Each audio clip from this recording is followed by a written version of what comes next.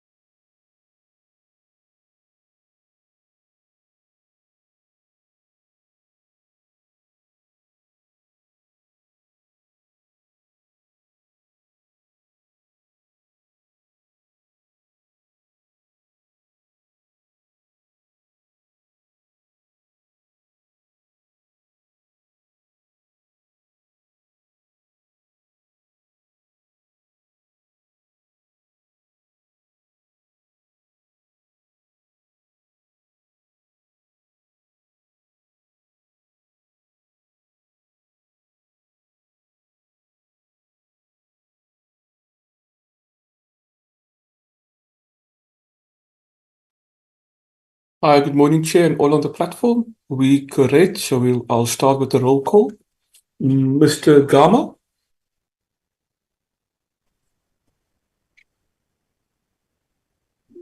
Mr. Gama was on the platform, Chair. Mr. Chance? I am present, thank you. Mr. Kigaba? I'm present, thank you.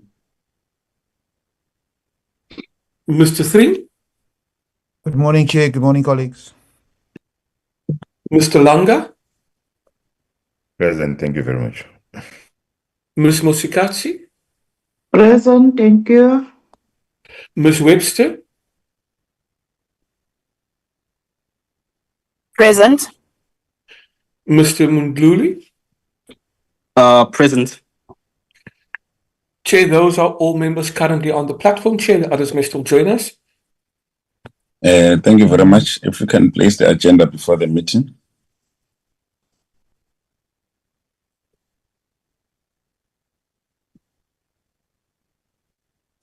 And can we then get the mover and seconder for the agenda? Mr. Kigaba moves. Thank you very much, Honorable Kigaba. The seconder.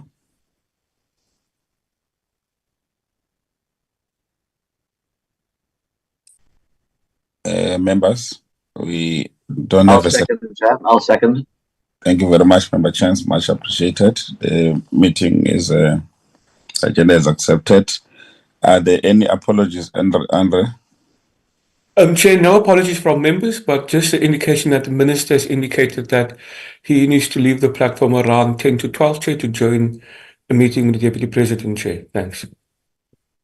Thank you very much. The purpose of the meeting today is for the committee to receive a briefing from the DTIC on the fourth quarter financial and non-financial performance, given its available resources for 2025 financial year.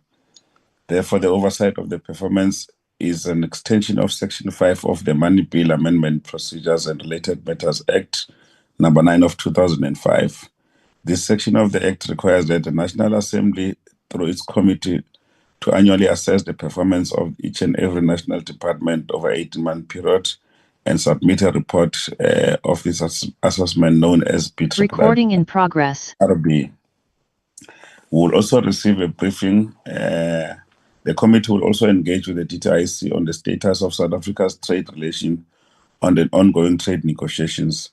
This will include an overview of the current global trade and geopolitical environment and trade flows, as well as South Africa's trade policy approach to its implementation of existing trade agreement. And thirdly, we will also receive a briefing on the protocol on women and youth in trade, which aims to support the implementation of the AFCFTA by promoting sustainable and inclusive socio-economic development, equality of women and youth to support the structural transformation of the state. This will be followed by a briefing on the protocol on competition for the agreement and establishment of the FCTA, which provide for an integrated and unified African continent competition regime. The protocol also enhances competition within the FTA for the improved market efficiency, inclusive growth, and the structural transformation of the African economies. I would now like to take this opportunity to welcome the Minister and the 2 Deputy Ministers, as well as all the senior officials, including the DG. Also welcome my colleagues in the Portfolio Committee, all the members of Parliament that are here, the support staff, as well as members of the media. I will now give this opportunity to the Minister to lead the delegation. Thank you very much. Thank you very much, Chairperson, and good morning to yourself, honorable members and colleagues on the platform.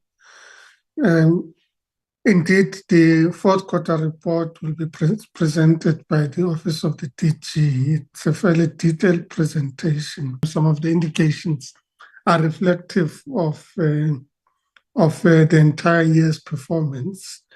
But the emphasis being on the fourth quarter, and would be able to provide a comprehensive presentation. The presentation does indicate that to a large extent, at the level of the department, there's been relatively good performance against indicators. However, there are areas of concern, particularly with some of the agencies, with regards to performance that we have to place effort on addressing.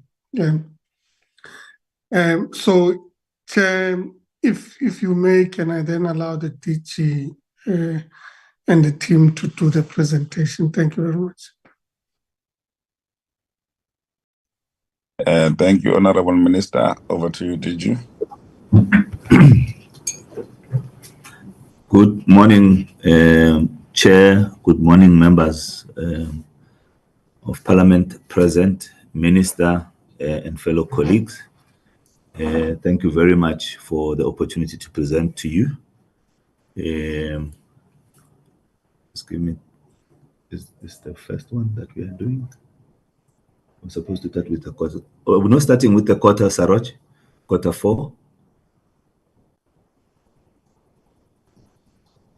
We're starting with that one. Okay, that's fine then. All right, no, thank you very much. We got the correct one. Apologies, Chair. I thought we were starting with a different one.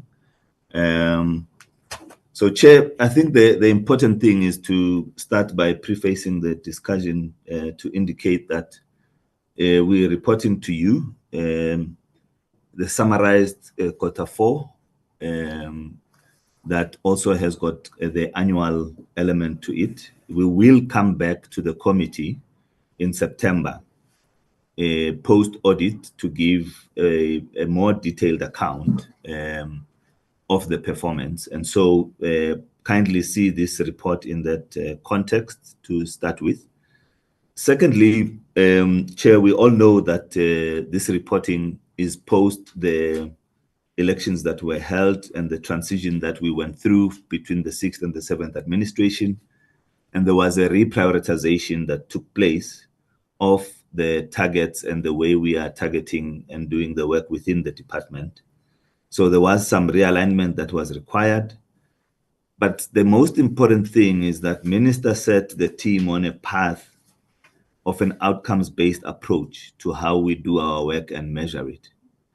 And Chair, as you would know, measuring outcome, measuring impact is a lot more difficult than just measuring the compilation of a strategy, of a policy, of a master plan. And you will see this if you compare Q1 and 2 and Q3 and 4, that the focus was changed and there was a much bigger and more emphasized focus on outcomes and impact. So to that end, the areas of concern that Minister is speaking to are indeed there and are being addressed. And we will make sure that going forward, we also ensure much more improved performance in the part of all the entities. I mean, to get all of them to perform above 85% from a planning, from an execution, and a performance management point of view. The approach of the department is to do this at a level of the department and the entities combined, what we refer to as the family approach to planning and execution. And I think it's beginning to shape up, it's beginning to give effect to the desired outcomes that we require. And we will continue, Chair, to ensure that we execute in that fashion.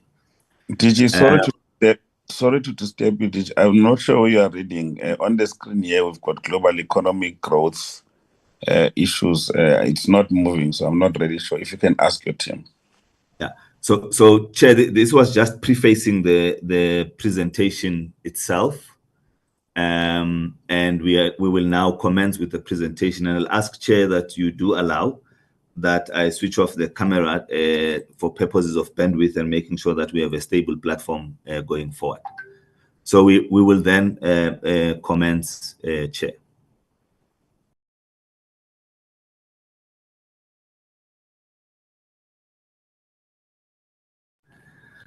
Chair, if we continue, so just as a background to the performance of the group and the department and its entities, we speak to the issues of the economic growth and the global economic perspective.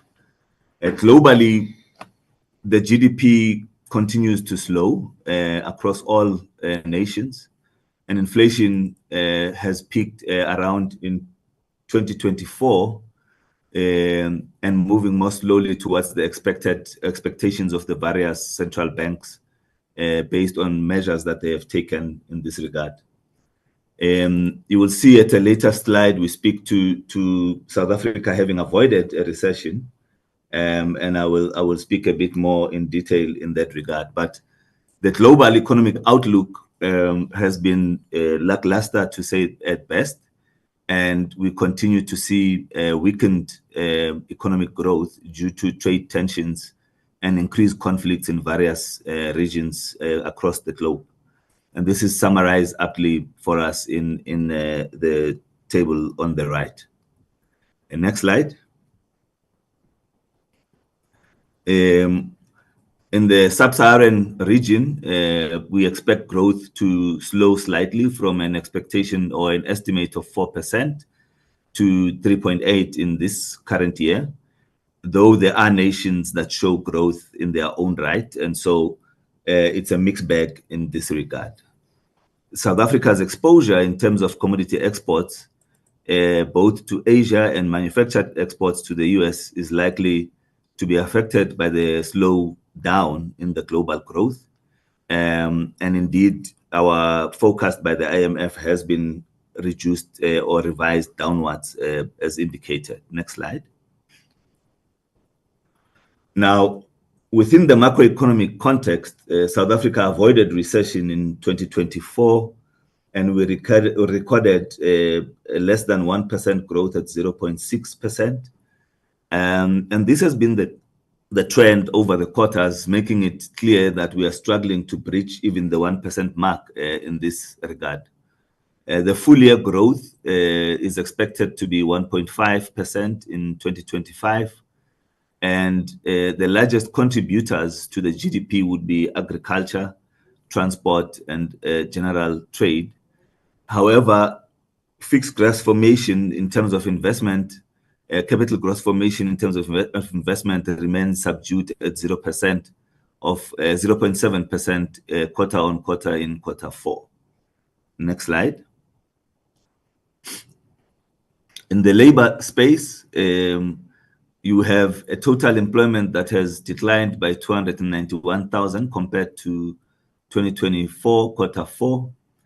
And Minister and the Chair, what we find in many cases is also that many of the new entrants who are seeking to find work don't find it. It is not that the economy has shrunk so much that we have had significant job losses where a majority of companies are laying off people. It is simply that new entrants are not finding work as they come into the workspace, and the youth is disproportionately affected in this regard.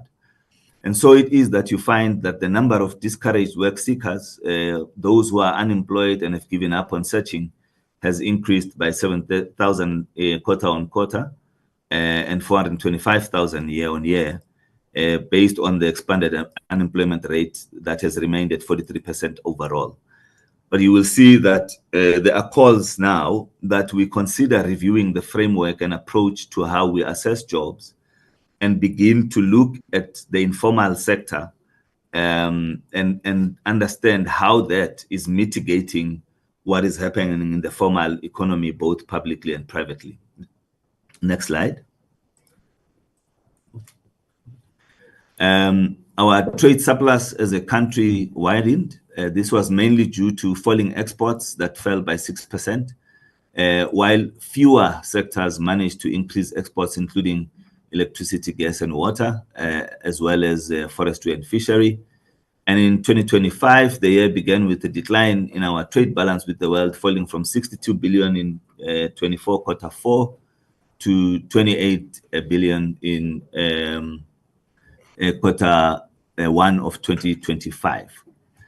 Our export partners remain largely China, the US, and Germany, with SADC and SACU being a strong anchor in the region from a continental access point of view. And we've been putting more emphasis in enhancing trade with Africa, where our exports have increased from 568 billion in 2024 to 568 in 2024 from 545 in 2023, while imports rose from 119 billion to 119 billion from 166 billion over the same period. Our exports to the continent are driven largely by products from agriculture, which soared by 40% in the reporting period, and manufacturing, which firmed by a further 34.7% in this regard. And we continue to exploit and utilize the FCTA to see growth in the exports and the trade within the region, with more countries ratifying the instruments and the protocols that are required in this regard. Next slide. In terms of the filling of key positions, we have DG presenting today, this being almost 2.5 months in the department. I can confirm that this past Friday, we shortlisted for the 3 DDG positions, and Treasury and DPSA have relaxed the constraints on employment. And you might have seen that DTIC has been advertising for several positions across all levels. And we will be having many of those interviews in the month of June and August. So you will see improved capacity in the department, and that should translate to improved performance going forward. And so as things stand, we are finalizing our review of the micro-organizational structure, considering that we have an approved DPSA structure that we will remain bound to until we have finalized the review and have been given permission to change the structure where we seek to make certain changes. And we are working on a cultural regeneration and review or rejuvenation of the DTIC. And we'll be conducting surveys, engaging in various work that will seek to improve the working culture within the DTIC. From an equity and representativity point of view, 55% of our SMS positions are held by women compared to a target of 50%. We have 4.5% persons with disability employed in the department and just under 8% youth employed. And we will continue to want to improve on those quite aggressively. Next slide. Now, Chair, the performance of the entities will be assessed and may need to be reviewed in the backdrop and background of the state of these entities at Minister's arrival last year, and even with myself this year, having seen some of the challenges that the entities have been experiencing. For instance, if you take NRCS, which we will come to when we show you the tables, they had a protracted labor matter where there was a dispute with management, between labor and management, and that has cost them time. Excuse me, we have previously reported to this committee that SABS suffered a cybersecurity attack and is still struggling actually to recover from that cybersecurity attack. And so the publication of some of the standards would have been affected. And you will see that in the next week or so, Cabinet will consider several boards for appointment in the DTIC family space. And that speaks to ministers' drive towards grounding the entities, ensuring that governance is improved. And we have probably about 2 new CEOs that will come in at the right time once those processes have been through Cabinet and other authorities that may be required in this regard.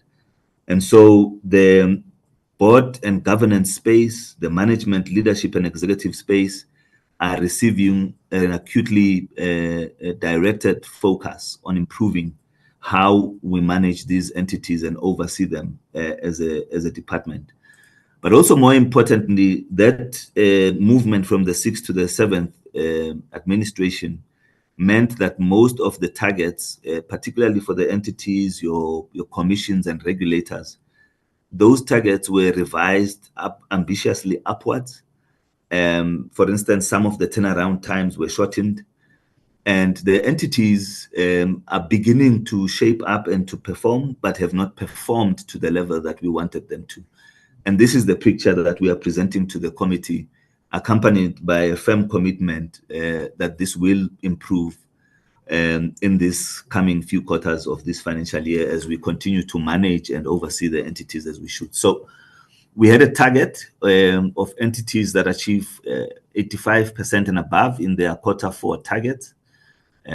47 of those achieved this, 47%, and only 53 partially achieved that. And in terms of their annual targets, 42 achieved and 48% achieved the 85% level of performance.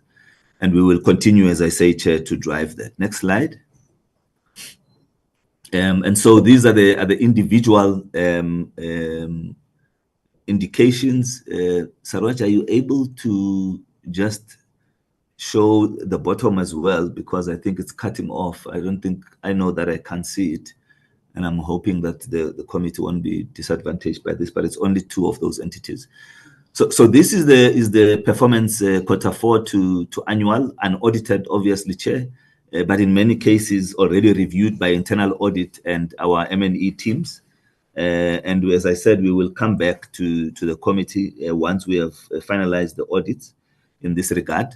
And we are working quite deliberately with all the entities to ensure that we intervene. We are improving the entity oversight governance framework, how we select our shareholder representatives, how we select the boards, how we report on a quarterly basis with the entities themselves, and actually providing active feedback to the entities quarter on quarter, month on month, to help them to realign to this family approach of planning, instead of us waiting until we have to come to account to the committee before we have this discussion. So there's an improved and very direct level of involvement with each of the entities in this regard.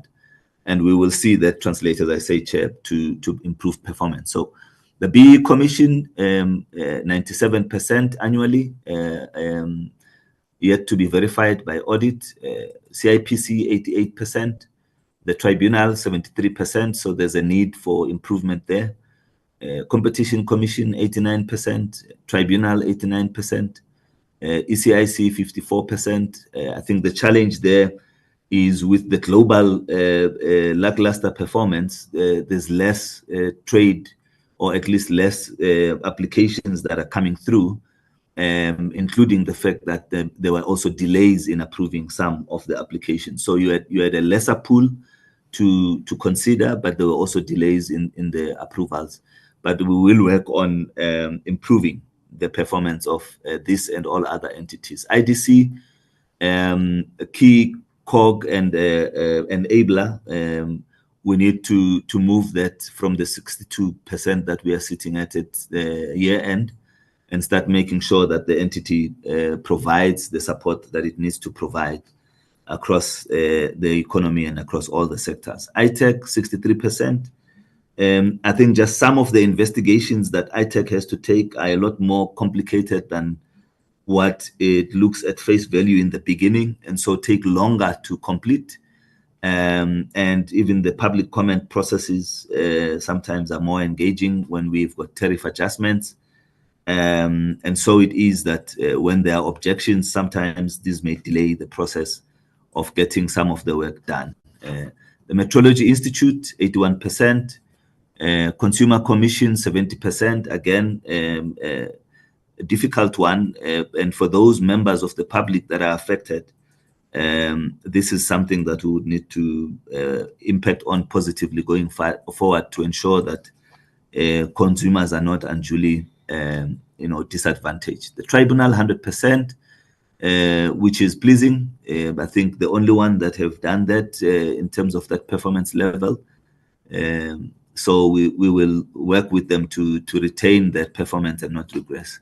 National Credit Regulator, 82%, Empowerment Fund, 81%, Gambling Board at 93%, Lotteries at 80%. And this is the entity, NRCS, where there was a labor dispute that was prolonged, and you see it in the performance. I would want to believe that if this had not been the case, this number would have been 70 and above, if not the 85 that we are targeting. Bureau of Standards, that hacking incident and some of the just instability in the executive,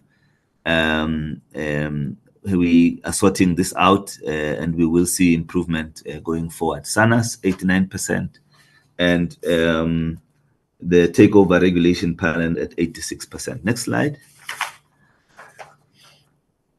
Overall performance by the department, we have achieved 64% of our targets, 31% partially attained, and 5% not achieved.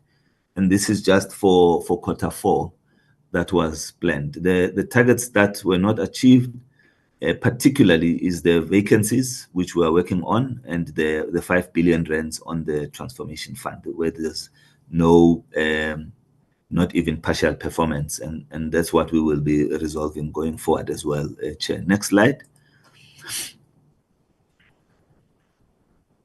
The overall annual performance by the department, 62% achieved in terms of annual performance, 34% partially, and 4% not achieved. And we talk there about 4 business forums that were held only later in quarter 3. So they were recovered. There was a recovery, but it just happened outside of the targeted period of quarter 1 and quarter 2. Rent value of manufacturing exports contributed by sectors. There was a slow uptake in this regard, and those targets were achieved in latter quarters.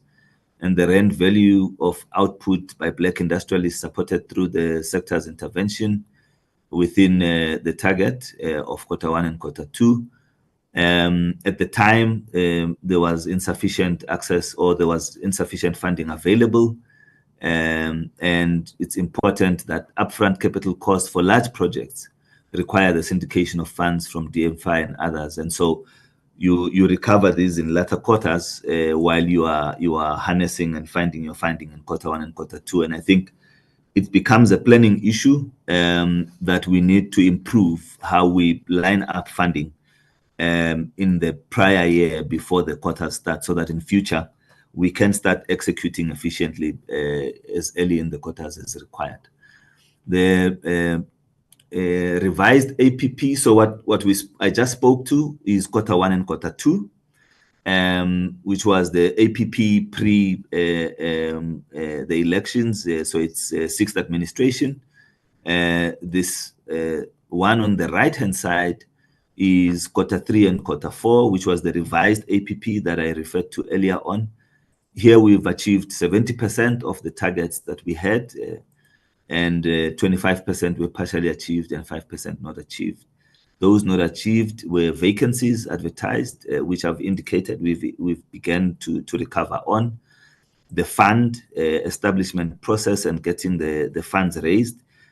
Until that public comment stage is closed only less than a month ago, and we are now beginning to work on sourcing the funding, both public and private, in this regard through the NEF as the implementation agency, assisted by ourselves and other role players in this regard, and then the commitments in relation to the transformation fund.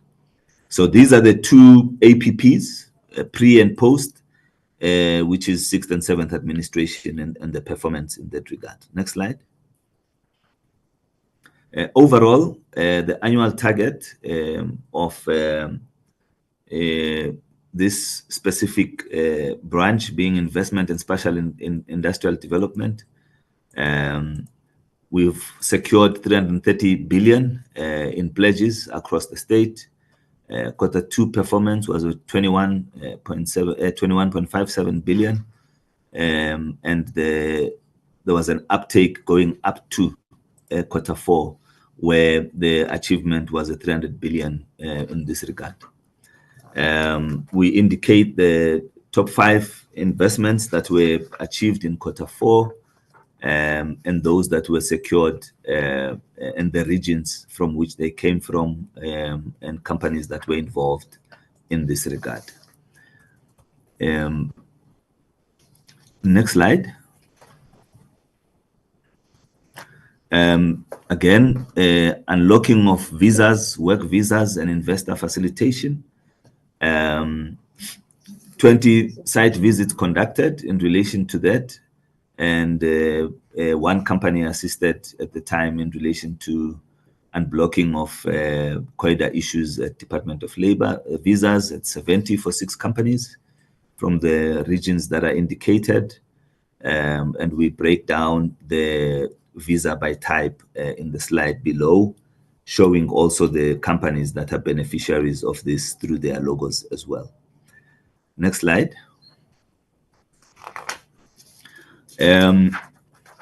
The summit that was held earlier in the year yielded very positive results across all facets of the engagement, from alignment with the EU on global trade issues, but more specifically in this regard, the package that was pledged at 4.7 billion euros for South Africa to work with the EU to unlock this in the areas of vaccine production, making sure that we become secure from a pharmaceutical point of view and have a degree of sovereignty and security of supply.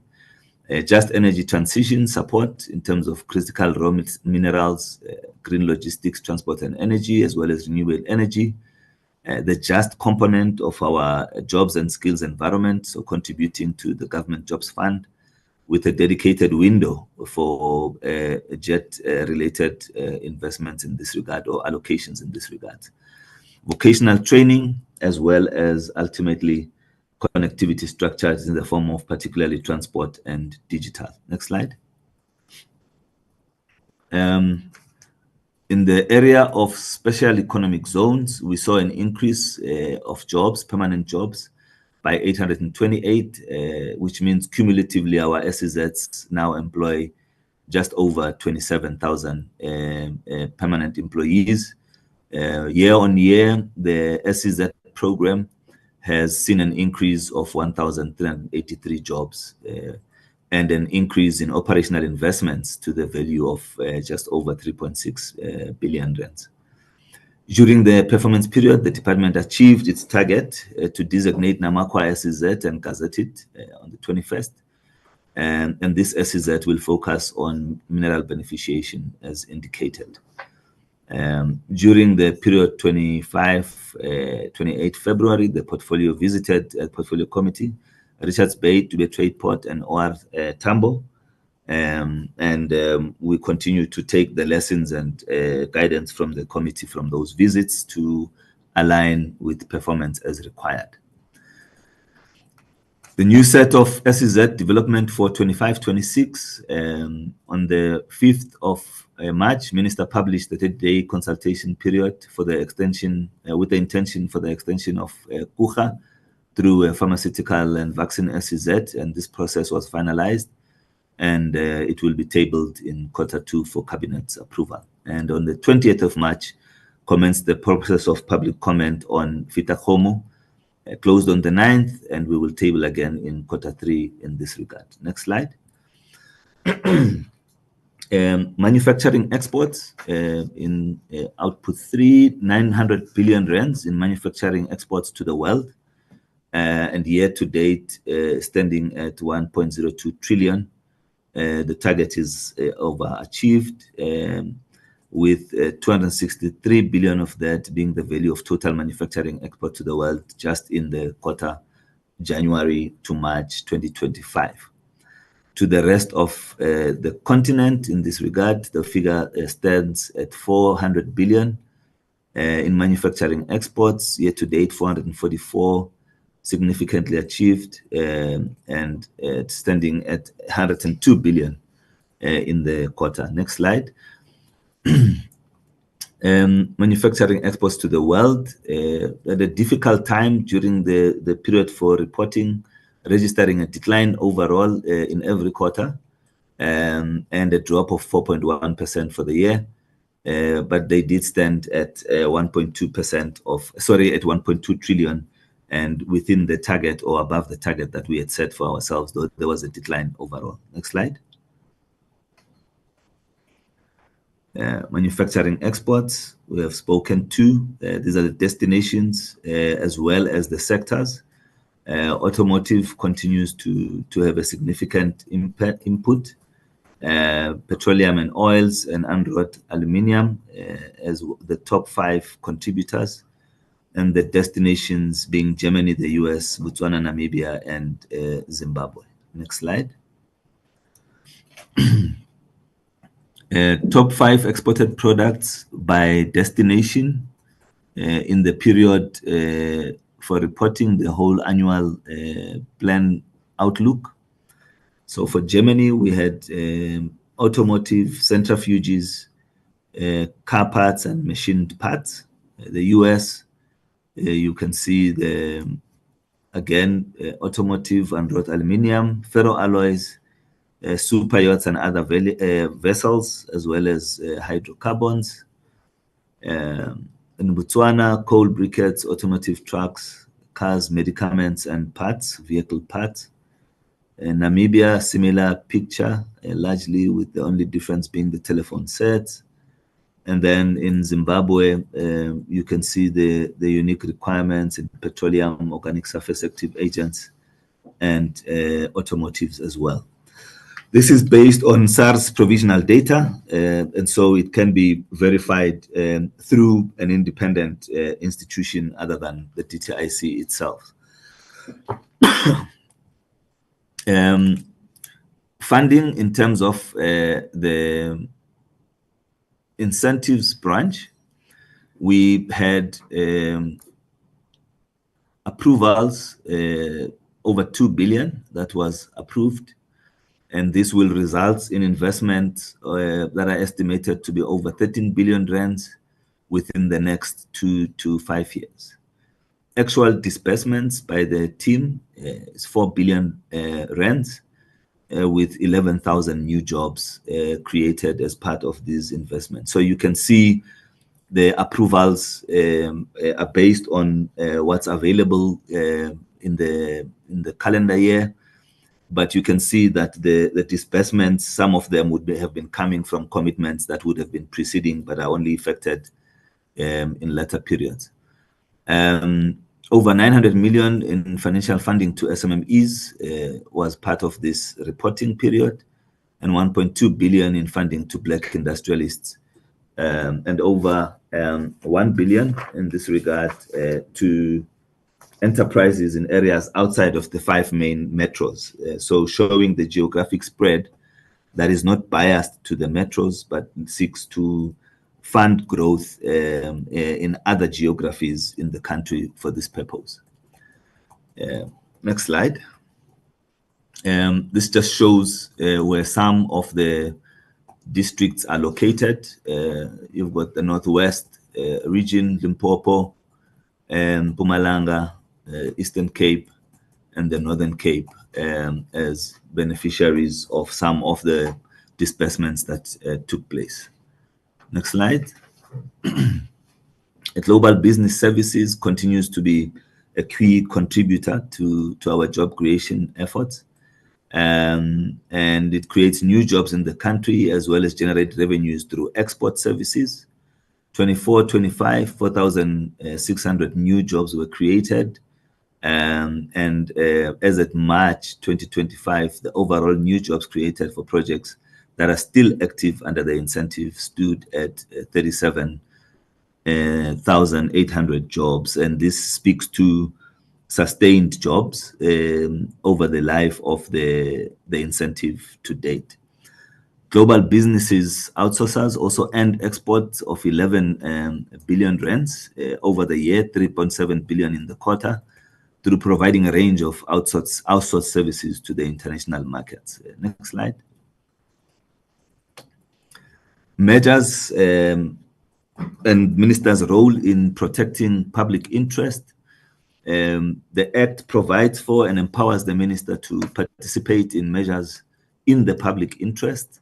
And in Q4, there were 57 notifications, and minister participated in 2 based on public interest.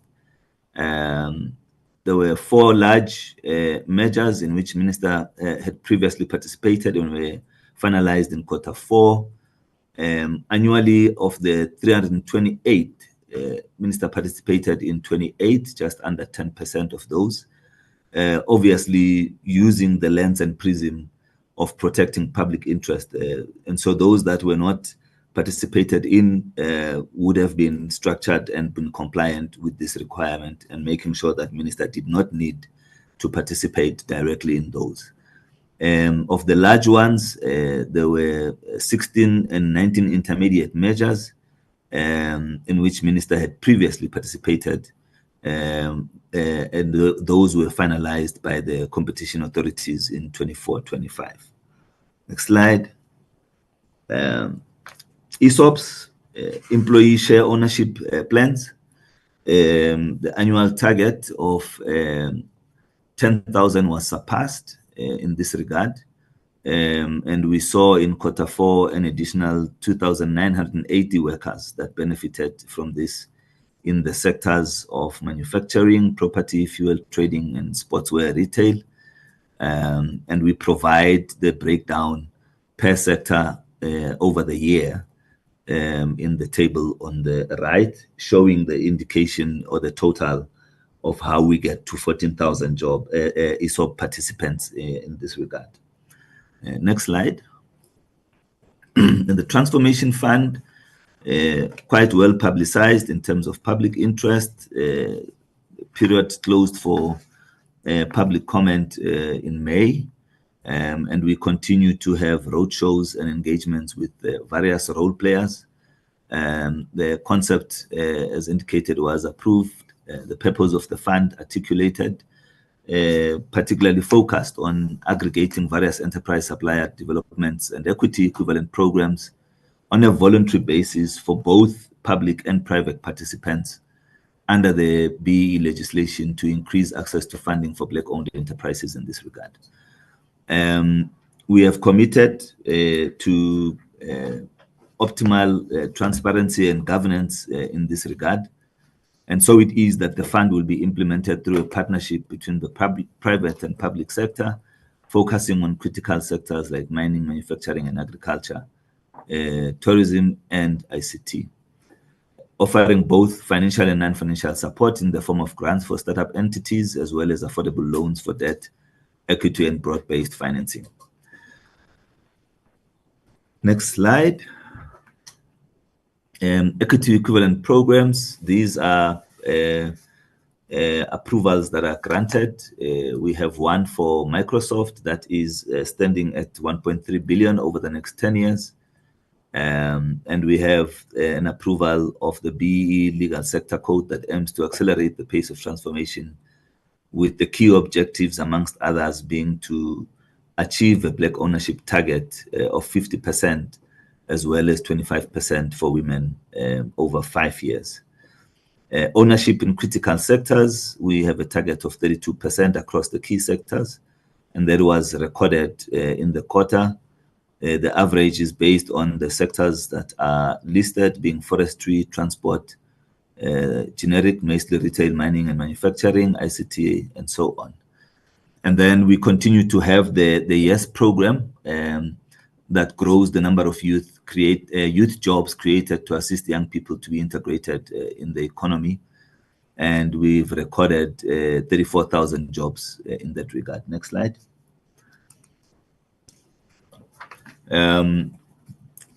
Investigations that have been done, inquiries. We've done one for the first produce market inquiry that was delivered and reported on in January this year. And the inquiry has proposed 31 practical recommendations aimed at promoting competition, reducing barriers to entry, and promoting a more inclusive fresh produce value chain. And this includes policy reforms that must be undertaken, the restructuring of the market, and targeted support for small-scale and historically disadvantaged farmers and traders. It's a very strategic sector, particularly for the township economy and the rural economies. And so our interventions here are going to be very deliberate based on the outcome of the report. And we will keep the committee and all stakeholders duly informed as and when we make progress or have challenges. Market concentration, the work of the BEE Commission conducted an investigation and produced a report on essential food pricing monitoring that was issued in March towards the end. And the Commission released this report. It tracks food prices through the value chains of selected essential food items, noted lower than average retail prices for brown bread during the period. And despite better and more responsive price transmission for sunflower, the producers to retail spread of sunflower oil remains at its highest level since 2021. Sorry, this is through the Competition Commission. I said the Commission, apologies, Chair. Egg producer prices are currently cheaper than they were in November 2023. This suggests a recovery in the sector that has been enabled by various private and public measures, including biosecurity protocols and monitoring the programs that are there. Next slide. Excessive price monitoring and range price gouging cases. The tribunal concluded 5 matters of excessive pricing and price gouging during the financial year. These provide an example of how the Act and the authorities protect the consumers from unfair pricing imposed by service providers seeking to maximize profit at the expense of the consumers. These firms can do this due to their market dominance, their limited competition in their respective sectors, and we provide specific examples like Johnson & Johnson, in which case the commission was able to reduce the price for TB medication by 40% because the firm had used its effective monopoly in the sector to charge exorbitant prices that were unchecked at the time. This gives a list of the entities that were reviewed: Hard Equipment, Victron, Vitagas, Global Roofing, and Johnson & Johnson. Next slide. The Social Employment Fund, for the period under review, we can indicate that a total of 52,482 participants were enrolled for this period, and a total of 302 million was dispersed during this period. The percentage of youth employed during this period amounted to 61%, with an average age of 34 years in this regard. The specific sectors are outlined below, and you can see that most of the sectors are represented, and the projects that were participants in this are also provided and detailed on the table in the right. Next slide. Continuation on this aspect, the allocation for the fund was R1 billion. So this is over the year. We detailed the number of jobs that were sustained per quarter, and you can see the variations quarter on quarter, with the Q4 landing at 52,482. The related disbursements, so you can also see the link and the relationship between the lower jobs in Q2 with the lower disbursement in the same quarter. And then we provide a breakdown per province of where these jobs are located, as well as the gender split between male and female. Female is benefiting at the rate of 68% in this regard. Next slide. Key to note, under the Black Industrialist Program, that 7 firms were approved for funding under the program in Q4, a total of 15 for 25-26, amounting to 1.1 billion rands that were approved and are being executed. We list the firms by name in this regard for the committee's benefit, and I think this slide and the next slide captures all of them and the sectors in which they are in. So, so that we don't just give a number, but we give a name of an entity, and you can see the jobs that were created and the disbursement that was associated with it. Next slide. The implementation of the AfCFTA. We have now 22 countries that are beginning to trade under the AfCFTA, and this has provided new market access for South Africa in the 13 non-SADC countries above that have participated in the AfCFTA to date.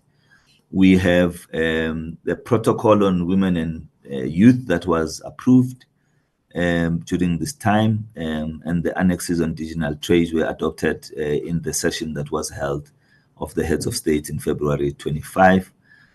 And we have specific commitments on 5 priority sectors: business, transport, tourism, commission, and financial communication and financial services, all of which were approved by Cabinet for submission to the Secretariat. In the latter presentation that we will give on trade, the branch will provide a more elaborated view on this performance and its impact on the economy.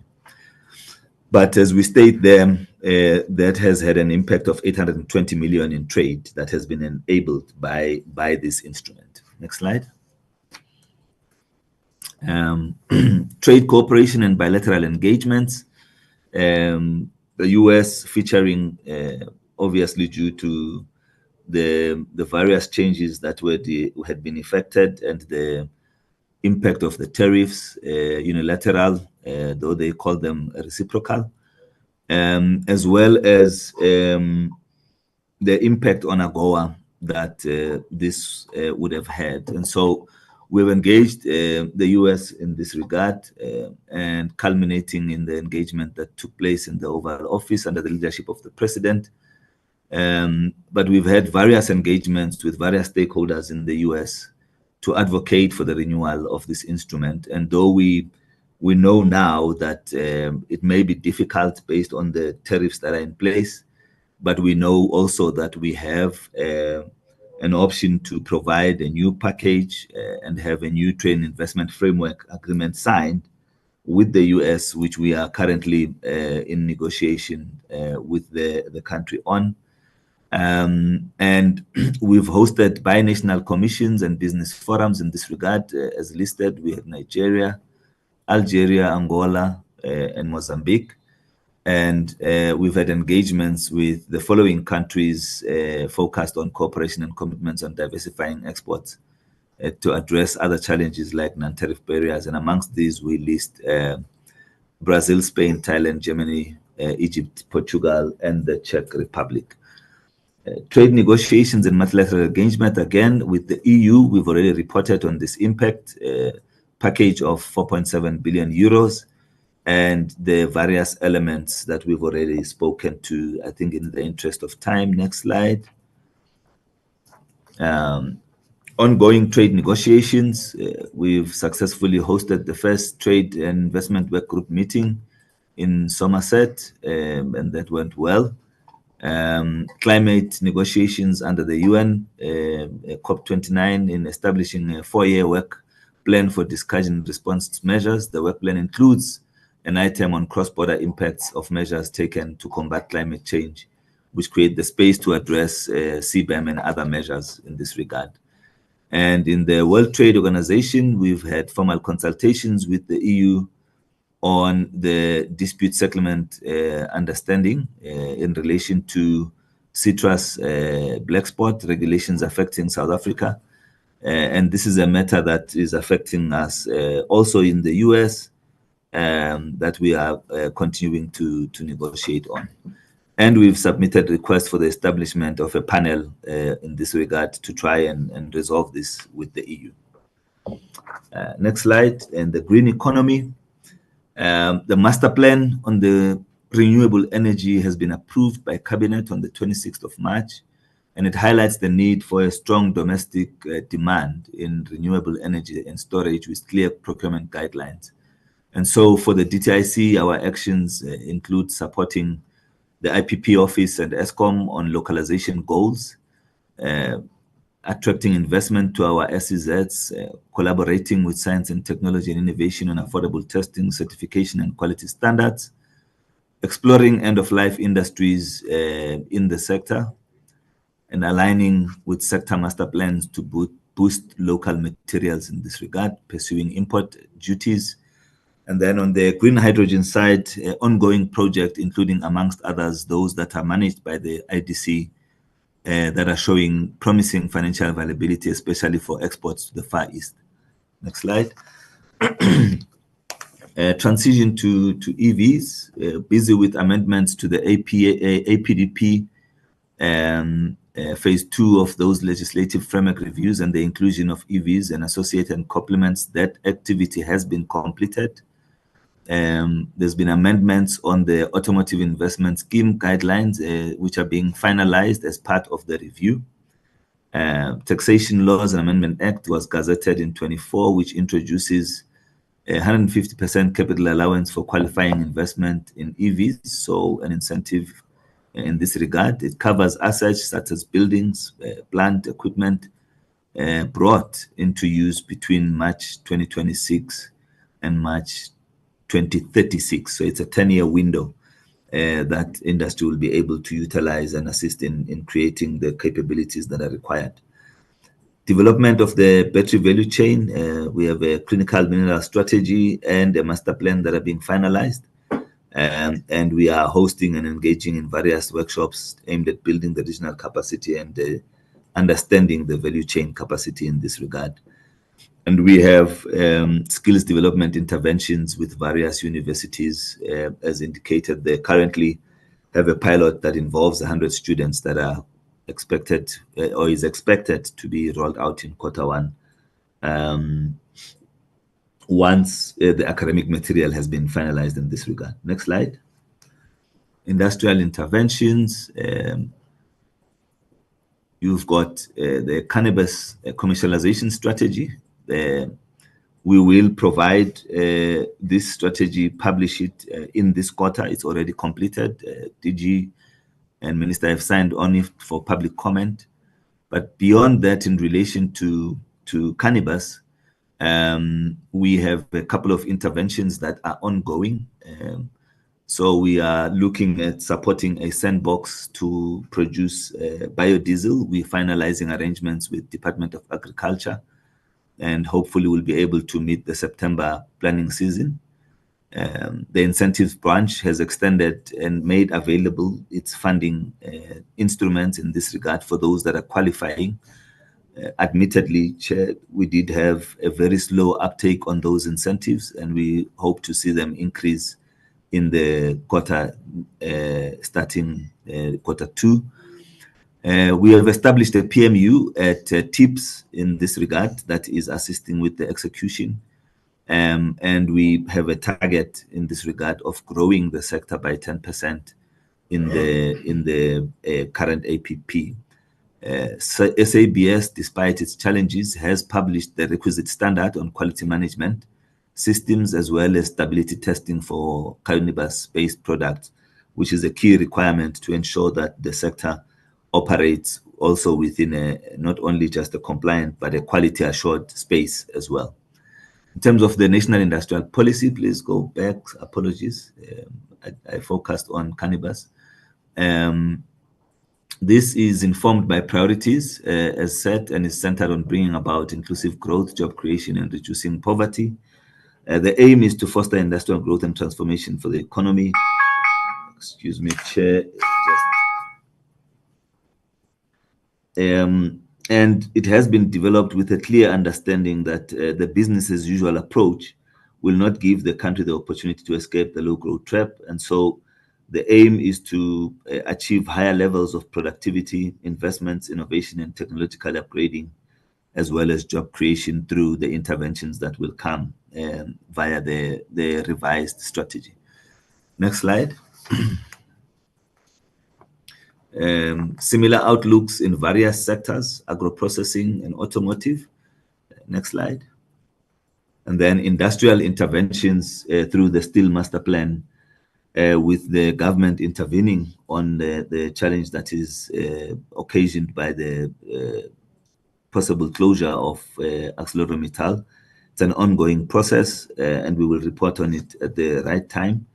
But some of the key measures that have been taken included financial relief, as detailed there. And then we speak about transformation in the rail sector, the approval of funding that would enable Transnet to recover and implement its own growth plans, and therefore positively impact on the industry and the economy through that funding. And then you have a new development bank as well that has provided additional funding to Transnet Steel. And so the projects that have been outstanding in that space will begin to take shape. And then from a localization point of view, Score Metals has commissioned its flat steel product mill during the quarter, with the first ever first trail run hot rolled coil, HRC, being produced on that plant, heralding an introduction of competition in the South African flat steel sector in this regard. And there, Chair, we speak of the investment that was part of the commissioning at 5.5 billion rands in this regard. Next slide. In terms of critical minerals, the strategy has been approved. The target is to complete, the target that was set has therefore been met. And we, in that strategy, having worked with the various stakeholders, identified 21 priority minerals that are essential to the South African economy. And we emphasize regional integration, advocating for the creation of regional value chains that will align with the AU's own African green mineral strategy. And so the work that will be done with countries like Namibia in this regard will be key. Next slide. Amendment to the regulations and application notices. Those we have indicated there, merchandise mark and housing development schemes for retired persons, as well as Companies Amendment Act in this regard. Next slide. From a consumer protection point of view, Code of Conduct of the Motor Industry Ombuds, which was addressed. And we've called on all stakeholders and interested parties to submit comments in this regard. The minister has published amended the regulations, which gave the interested parties 45 days to comment. And the significant thing there was that with the opt-out registry, direct marketers must be registered and should ensure that when contacting any consumer for direct marketing, that they do not contact those that have registered a preemptive block in this regard. Next slide. In terms of economic research, publication of a notice in the Gazette, the repeal of the Northwest Liquor Act that was completed by the 1st of April. Publication of the Gazette to waive 20 days in the deregistration of companies. This is part of the grey listing efforts, which is key to get the country out of that. So it was one of the measures that needed to be done. Seminar on business rescues undertaken on the 26th of March. Draft e-commerce strategy developed. And I think overall, the Economic Research Unit providing support to the DTIC in a manner that allows it to fulfill its responsibilities as a department, as well as the chairperson, as the chair department or lead department in the ECID cluster. Next slide. Overview of financial performance. CFO, are you on the table? You will add to this if necessary, but you will see, Chair, that in terms of the norm of 2% that is permitted, we have just about made it to 98.9%. So we are well within the target of spending the 100% mark that is required. And we detailed the allocations in terms of where those funds were spent. So almost 43% on beneficiaries across various incentives, 20.8% to public entities, 17% is on operational costs, 16% is on programs with entities like the IDC and CSIR, excuse me, and the 1% on non-profit organizations. Quite stable in this regard. We did have every intention to have ensured that we don't have underspending. And in fact, we have a plan on requesting some of these funds to meet some of the funding gaps that we already had in the financial year, if Treasury will permit in this regard. Next slide. This breaks it down by program in terms of how that spending took place for the benefit of ensuring that the committee has got visibility of this. And if I am correct, this would be the last slide, and I would request to hand over back to the committee in this regard. Thank you, Chair and members.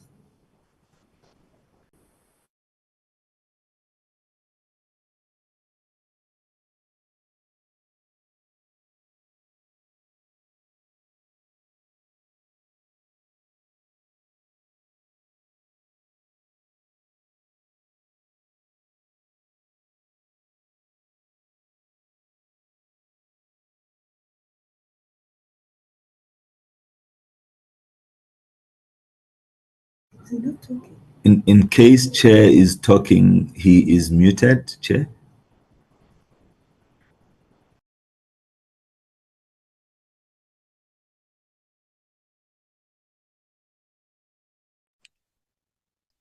Thank you very much, DG. I will now welcome the colleagues to engage on the presentation. Or you wanted to take all of them, DGs? I don't know what you prefer. Chair. Yes, DG. Yes, DG. So, Chair, I think we are more than happy to take the questions on this presentation so that we can close and then go to the next one and have the same approach as well. Thank you very much, Chair. Okay, I think it will assist because it's long, relatively long presentations. Thank you very much. Andre, you'll assist me with the Yeah. hands that I No can problem, Chair. Mr. Langa, Mr. Thring raised their hands, Chair. see. So who's first? Mr. Langa was first, Mr. Thring, and Mr. Chance. That's in that order, colleagues. Thank you. No, Chair, I will come back with my questions. It's just that I wanted to propose something, but then you've already covered me in terms of how to handle whether to have this presentation, then another one, and have questions, all questions later, or to just close on this one. My hand was raised for that one. Thanks. Then Mr. Thring, Chair, and Mr. Chance. Thank you very much.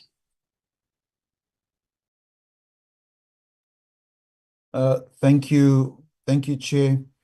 Chair, let me firstly appreciate the presentation from the DG. Comprehensive presentation in terms of where we currently sit in terms of our fourth quarter and annual performance. Chair, perhaps some comments and a few questions. And so let me go directly to it. I think firstly, Chair, we certainly cannot blame poor economic growth in South Africa on downturns within the global economic performance or blaming it on exogenous factors. And the reason why I say that, Chair, is because our peers in sub-Saharan Africa and possibly even other countries whose economies are similar to ours, what we are seeing there is 3 to 4 times greater economic growth than ours with similar global economic challenges. So just I think a statement that I wanted to make on that. And so also in addition, Chair, while we may have avoided recession in the fourth quarter, it's certainly, or just recently, it's certainly nothing to boast about. Looking at the poor economic growth of just under 1%. I think it was 0.6% economic growth, GDP growth in this quarter. Then, Chair, I think that some of the initiatives also by the Minister needs to be welcomed, Minister Tau, within the agricultural sector, noting that it was the agricultural sector in particular that performed well, which also prevented us from going into a recession. And I think certainly, Chair, we cannot be farmer or agriculture unfriendly in South Africa. Every expertise that we have within this particular sector is needed. And the farmers, all farmers of all different colors, hues, and types need to be told that their expertise is welcomed in South Africa. Chair, I think just a concern with the gross fixed capital formation and the downturn that we are seeing with regards to the gross fixed capital formation. But these certainly should be boosted by infrastructure, South Africa projects, as well as other government infrastructure initiatives. And so hopefully, Chair, that we will be seeing these coming to stream quickly, because unless these are brought to stream, I think we will continue to see these downturns, even in terms of our gross fixed capital formation. And it's in both the public and the private sector. But the private sector will only begin to invest within the infrastructure initiatives when they have the certainty that there will be a return on their investment. And I think currently many of those within the private sector are looking at investing outside of South Africa, and we need to do everything possible to convince them to invest in South Africa. And then, Chair, while the trade surplus is welcomed, just a question: is this not the trade surplus? Is it not due to a decline in imports, and the decline in imports impacted also by a decline in our industrial base?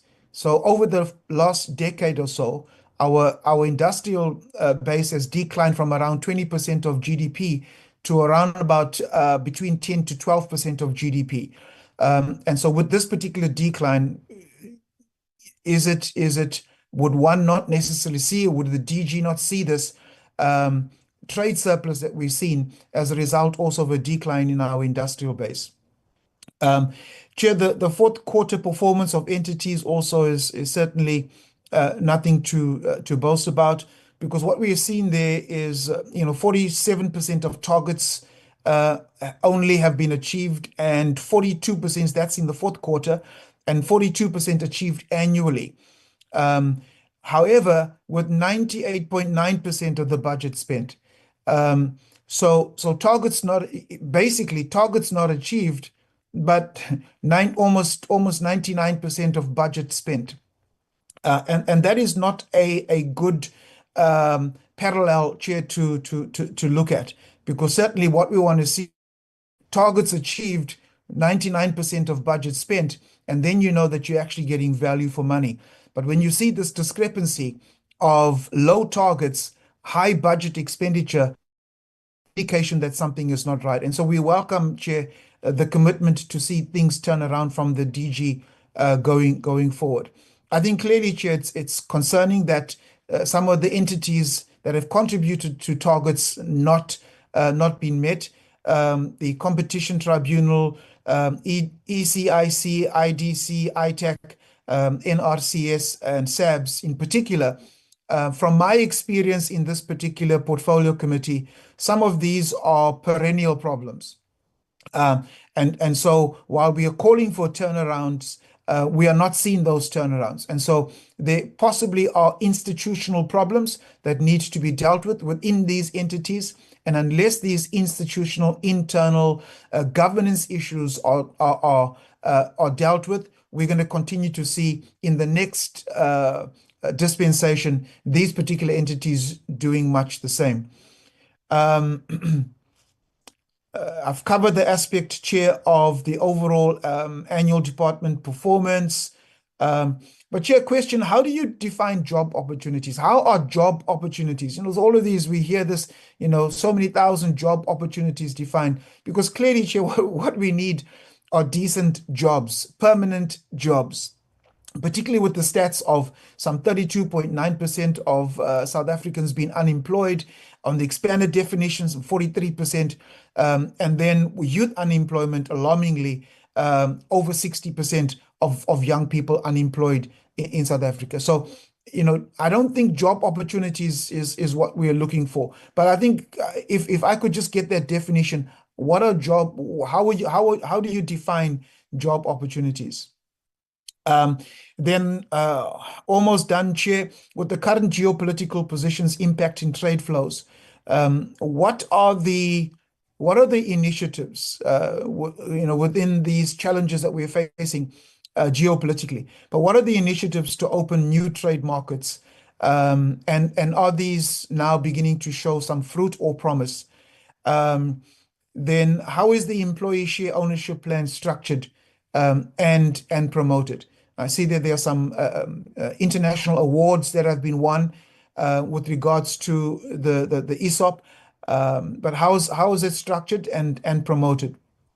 Then, Chair, I see that only 14,000, just on the ESOP, only 14,000 employees benefited from around 17 million employed South Africans. So while the initiative seems to be a good one, but only 14,000 employees have benefited from a total of 17 million employed in South Africa.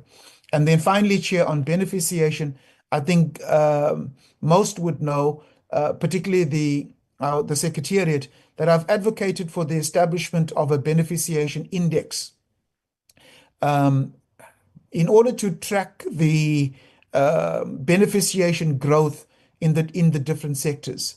So how, without a beneficiation index, how are our current beneficiation initiatives being tracked and promoted without a beneficiation index? Thank you, Chair.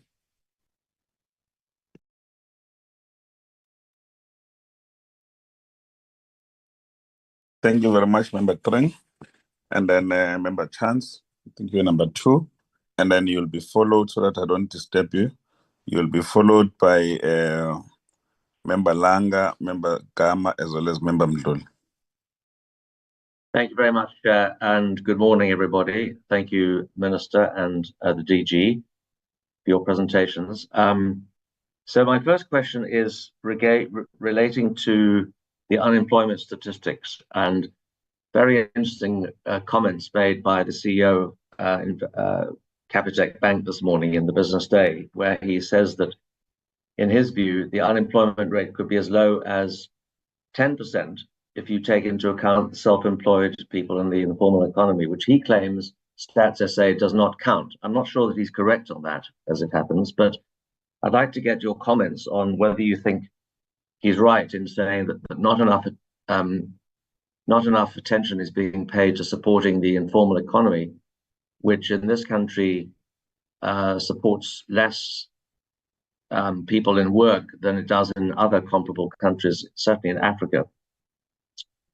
Then, regarding the recruitment process, I'd like to know what process is being followed. Who is doing the recruitment? Is it an external agency? Are they doing the initial assessments before the decisions are being passed through to the department? Why do you think there has been such a large number of applications in this instance? Are these for board positions as well as executive and management positions? I'd like to get your answers on that, please. Then regarding the Transformation Fund, it is also notable the degree of opposition that has come from organized business, in particular BUSA. And I'd like to find out to what extent the department is going to be taking into account these objections, rather than just setting them aside and carrying on regardless. And what then happens if the Transformation Fund doesn't raise the money that it's planned to do so, 20 billion rand a year? Does that in itself lead to a need to reevaluate the whole concept of the Transformation Fund? And the point that BUSA makes is that there's huge duplication in government across many, many different funds.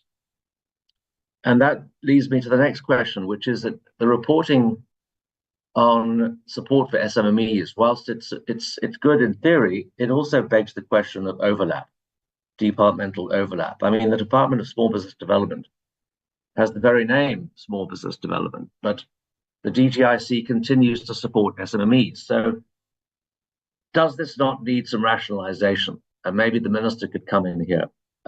Is there not a need to have a rethink about funding and support overall for the small and medium enterprise sectors in this economy? And that also takes into account the Black Industrialist Program. When does an SME become a Black Industrialist? Is it just defined by the fund that he applies for, or she applies for? Because bearing in mind, SMME includes M being medium, and medium-sized businesses can be anything up to 250 million rand. Most of the businesses that you described in the Black Industrialist Program were medium in the size of the loans that they were offered. So I'd like to just get a bit more information on the Black Industrialist Program in regard to the long-term impact and the multiplier effect of those loans, and whether the funding of these businesses was accompanied by funding from private sector. If you recall, when the banks came to present to us some months ago, there was a question around the collaboration between DFIs and the private sector to leverage public sector finance. I'd just like to get some information on whether those businesses are receiving funding from other sources as well. Just one other thing regarding the Transformation Fund is the contribution from public interest components of the Competition Act.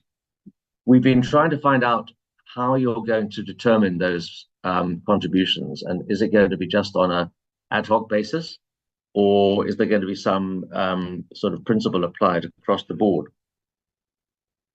Then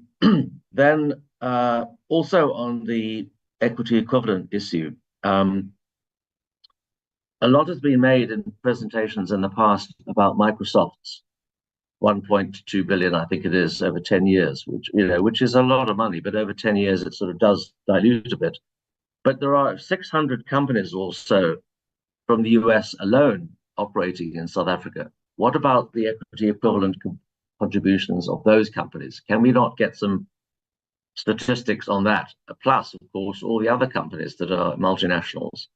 And is the lack of take-up here not really an indication that this equity equivalent element of the BE scorecard is something which foreign investors find problematic?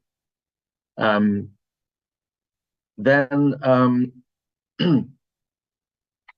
I'd like to get some information again on the return on investment of the incentives programs, because bearing in mind it takes up nearly 50% of the department's expenditure. What is the ROI? Does the department use what is typically used in investment circles, a hurdle rate? Is there a hurdle rate for your investments through the incentives program? Is there an objective across the board, or does it depend on sectors? How do you evaluate whether an incentive is actually worth spending or not? Then regarding the cannabis issue, I'm expecting answers to some questions I put to the minister in writing some weeks ago. And one of them focuses on the Drugs and Drugs Trafficking Act, which appears to be a real stumbling block to the expansion of this sector. So I'd like to know, what is the department doing to discuss the stumbling blocks or the amendments to that act with the Department of Justice, which essentially is saying that cannabis and hemp are prescribed substances, which means that they cannot be exploited industrially. Then in terms of minerals, you mentioned the critical minerals. Well, the trouble is that whilst it's laudable that South Africa wants to build its mineral base in its critical minerals, South Africa is in the bottom 10 of countries which are evaluated as worth investing in globally. Its mining industry is in dire straits. So what discussions, if any, are taking place between Minister Tau and Minister Mantashe to improve the investment in prospecting and building new mines in this country? Because without that investment, it's simply not going to happen that these critical minerals are going to be mined and exported.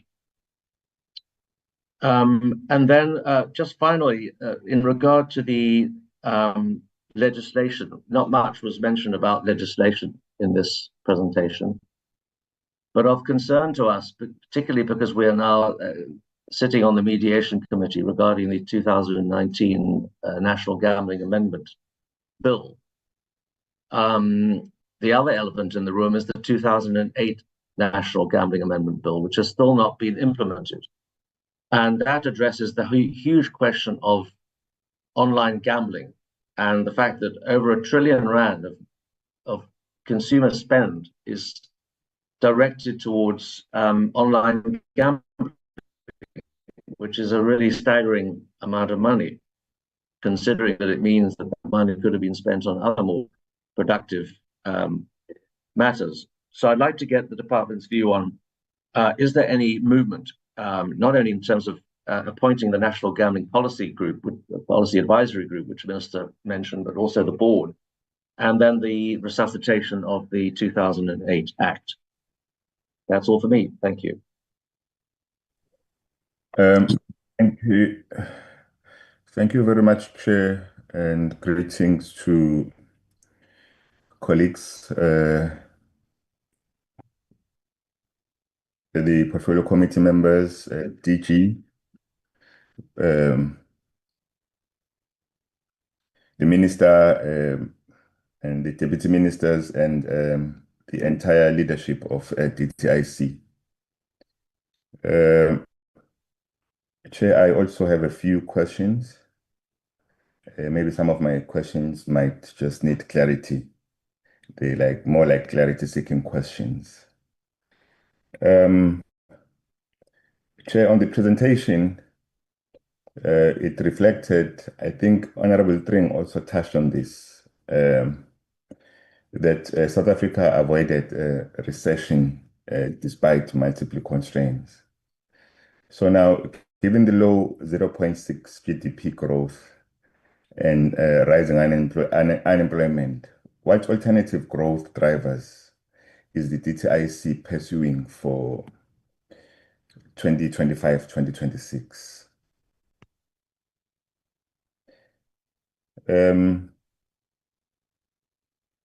And also on slide 5,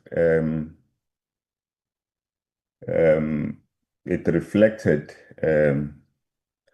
a strong trade surplus with Africa and growing exports under AfCFTA.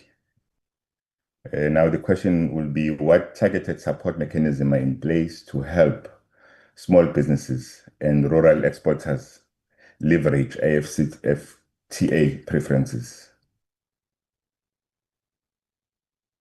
Slide 14 reports an increase in the special economic zone jobs and investment. However, delays in infrastructure have been a concern. Now, what is the timeline for delivering bulk infrastructure to the Namakwa's SEZ, and how will it be funded?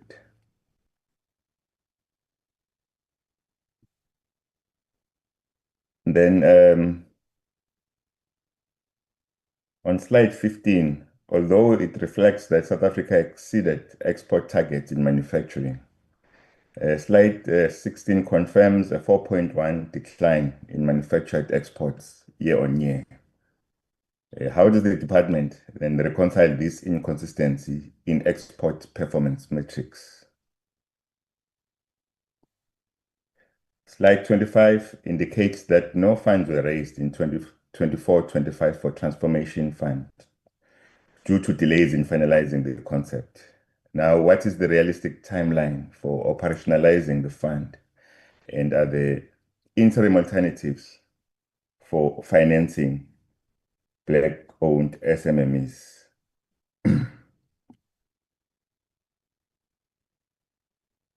And Chair,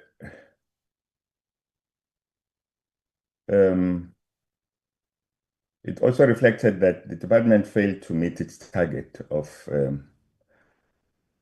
or rather, it couldn't meet its targets of filling 100% of advertised vacancies due to high volumes of applications. Now, can the department provide a detailed progress report on the recruitment process, maybe also including timelines and current status for each vacancy? And also, the department missed its target to secure 10 commitments to the Transformation Fund due to delays in finalizing the concept document. Now, given the extended deadline for public comment, when does the department anticipate finalizing the Transformation Fund framework and securing commitments?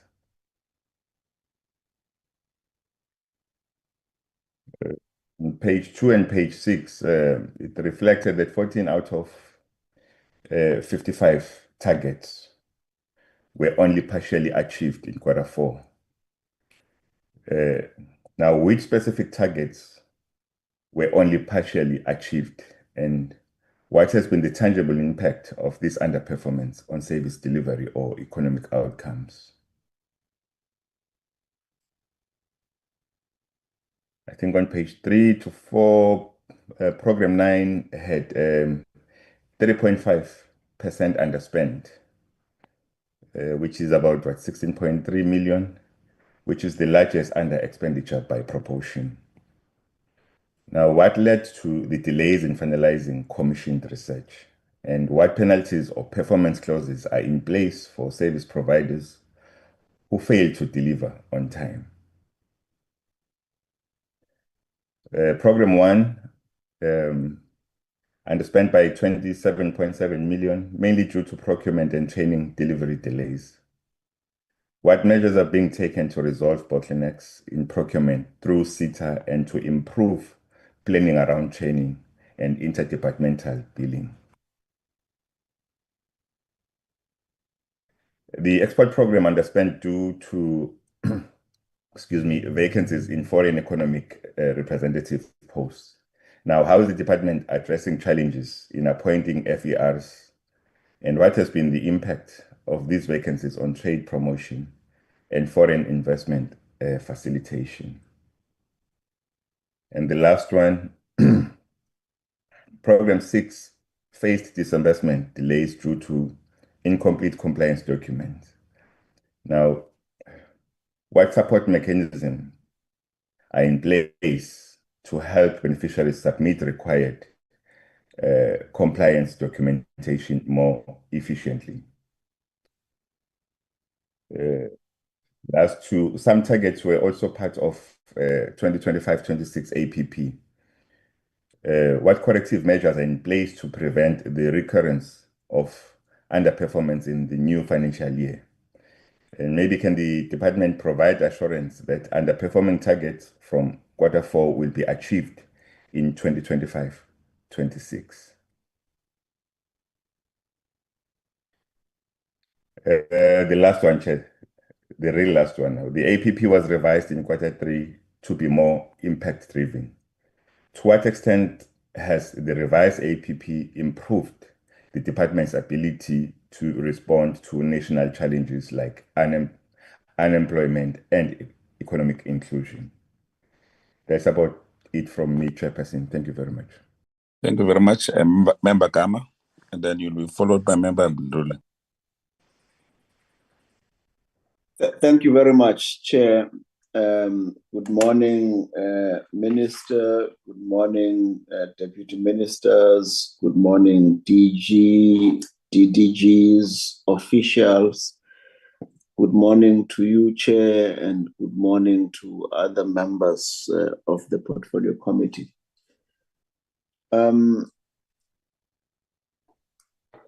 I think we will agree that the targets were not achieved, and the Minister should be wary that while targets are not achieved,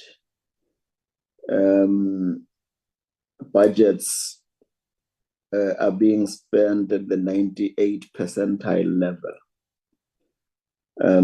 which might indicate that we are spending, but we are not achieving. It's like when you are running on a treadmill, you start to sweat because you feel that you are running, but if you look outside, you haven't covered much distance because the treadmill is actually a static instrument.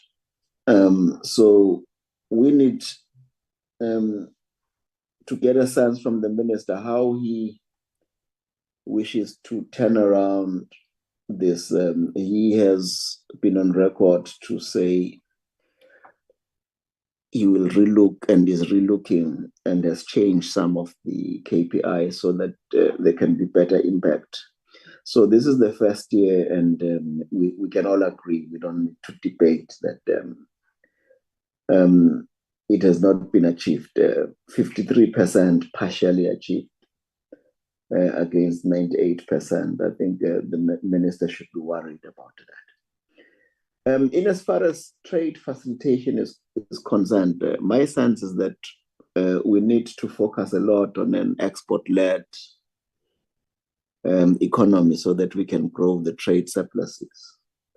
To what extent is the Minister working on this, and how far are we on that?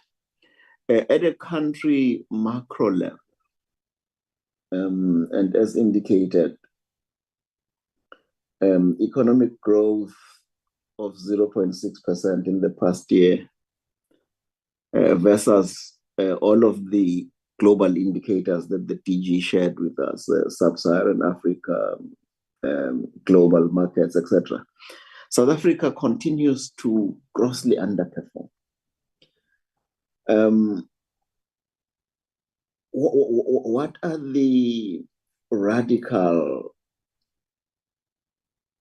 programs or a radical trade and industry policy that the minister is going to come up with? We understand that you are busy with an industrial policy program that you are going to introduce, and I don't know to what extent and at what point are you going to introduce this, because I think if I go back to the analogy of the treadmill, if we continue to do more of the same, even if we change the KPIs, if we continue to do more of the same, we're going to get the same outcomes. So therefore, we might not be in a terrain unless there is a very robust, bold, and imaginative industrial policy plan that you come up with, which changes the trajectory of the South African economy. And that would also talk to employment creation. Unemployment continues to increase across all sectors. And the first quarter GDP growth has been recorded. It was a paltry 0.1%. And by all indications, my own Matchbox assessment, the GDP growth for 25-26 is going to be no more than 0.7%, if not less. So we will need something rather radical to deal with these issues. And if somebody can just clarify for me the investment pledges. We talk about 330 billion of pledges, and then we say they were secured. When we say they're secured, are we saying that the pledge materialized into investment? And if so, why is it that these pledges, they all came in drastically in the last quarter of the year, if that's what it is? If it's not, I would like to understand what is the value of investment pledges that South Africa or the DTI holds out there, and when will those pledges be secured, or what is the success rate of securing pledges? Because investors come in and they say, look, we want to invest 1 trillion rand into the South African economy. What is the rate of conversion of pledges into secured investment? And how does that work? And to what extent does the minister believe that there has been good success? And then just one of your branches where I always worry when we underspend on research, because research, although it's paltry really, but research, if we can spend 1 to 2% of GDP on research, it might help us in future years, because we need to try and deal with our short-term challenges while at the same time trying to invest in the future. To what extent do we take the research capabilities, not only in the DTI, but I think across the board from a macro perspective, so that we can begin to create a better future than what we currently have? Is there anything bold, imaginative that we can expect from the new industrial policy that the minister is going to share with us at some point in the very near future, hopefully? Thank you very much, Chair. Thank you very much, Chair. I will definitely be brief and straight to the point, Chair. To the Minister and the DTIC, thank you very much for the presentation. Very insightful, very informative as always, but there's always questions to be asked. So I have one question, Chair, and it has come to my attention that there's a secret, quote unquote, secret scrap working group, Chair. And I would just like to ask the Minister to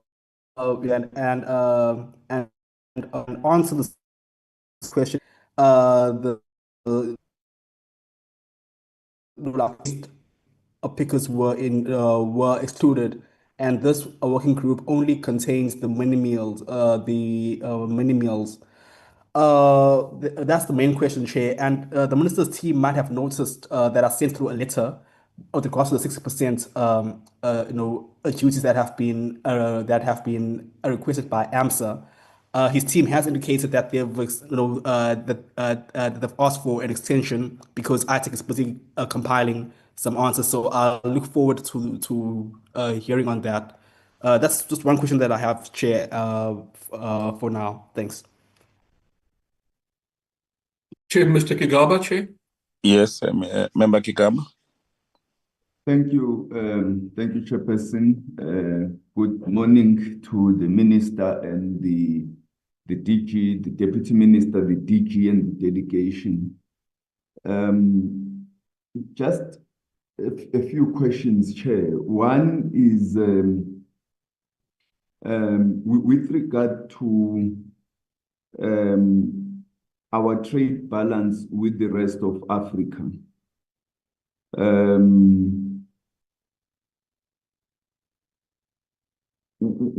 What is being done with regard to the decline in our trade balance with the rest of Africa? Now,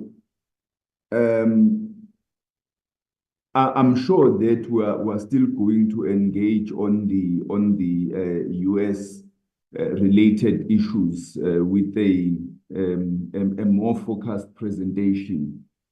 But with regard to the rest of Africa, what is being done to ensure that we increase we improve our trade balance with the rest of the African continent? Secondly, Chair, with regard to the energy sector, one of the critical things is that energy security relies, among others, on two pillars. One is the sufficient supply, the security of supply, the ability of our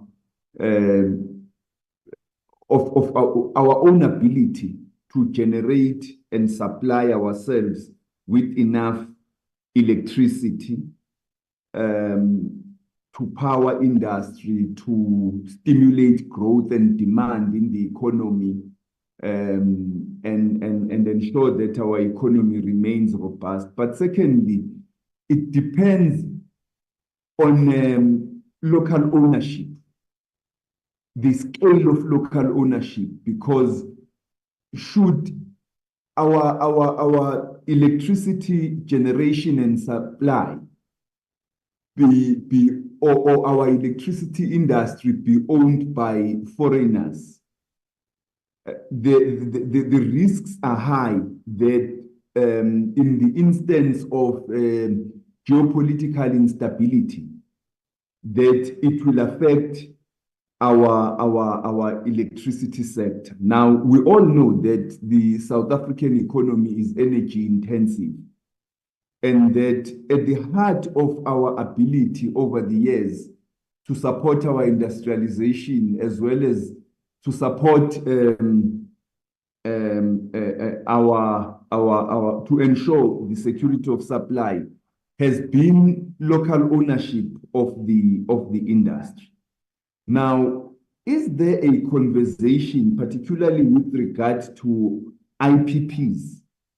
Is there and their increasing influence on generation and transmission? Is there a conversation with regard to the risks of heavy foreign influence of this sector for our domestic interest, for our national interest, as well as the impact of this on our industrialization program, particularly the CSDP. Are we able to ensure that the foreign investors in the energy sector will support our CSDP program and will not turn around and demand substitutes for CSDP, for BEE, and all these other important programs that ensure transformation in the South African economy? So, yeah, those are the questions, Chair, that I wanted to ask.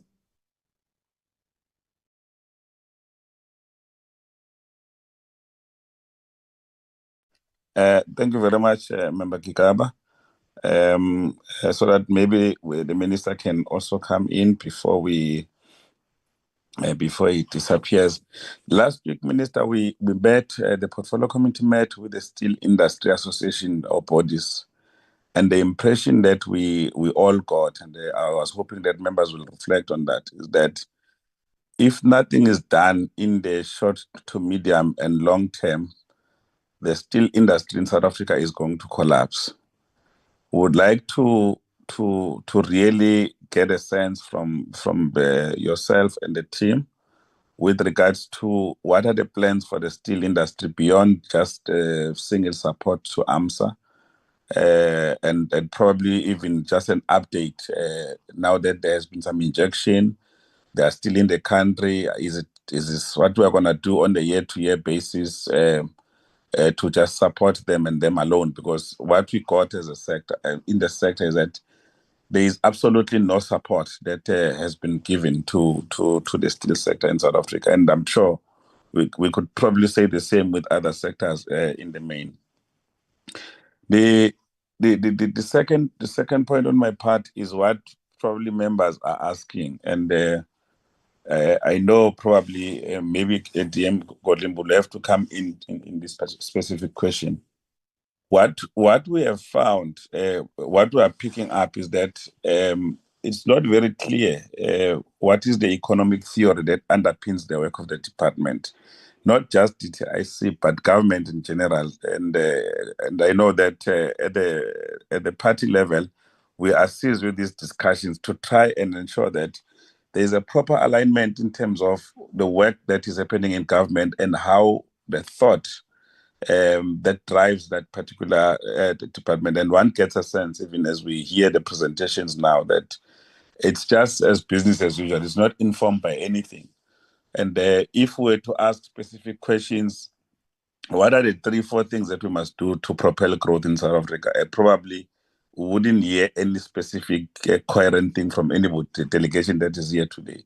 So it's important, therefore, that we ask that specific question, but also ask what are the specific programs that we are pursuing to ensure that there's growth, because the sluggish figures that are being bandied around in the presentations, in the input, shows you that 5 years from now we will be saying the same thing, because there is no clear program that we are pursuing to ensure that we can ensure growth in South Africa. And the last on my part is just there is almost a state which is a problem that we are observing. The state is almost rolling itself out in terms of the role it can play, as we have seen even during apartheid, how the state was central in ensuring that you can, build centers of excellence like your network industries and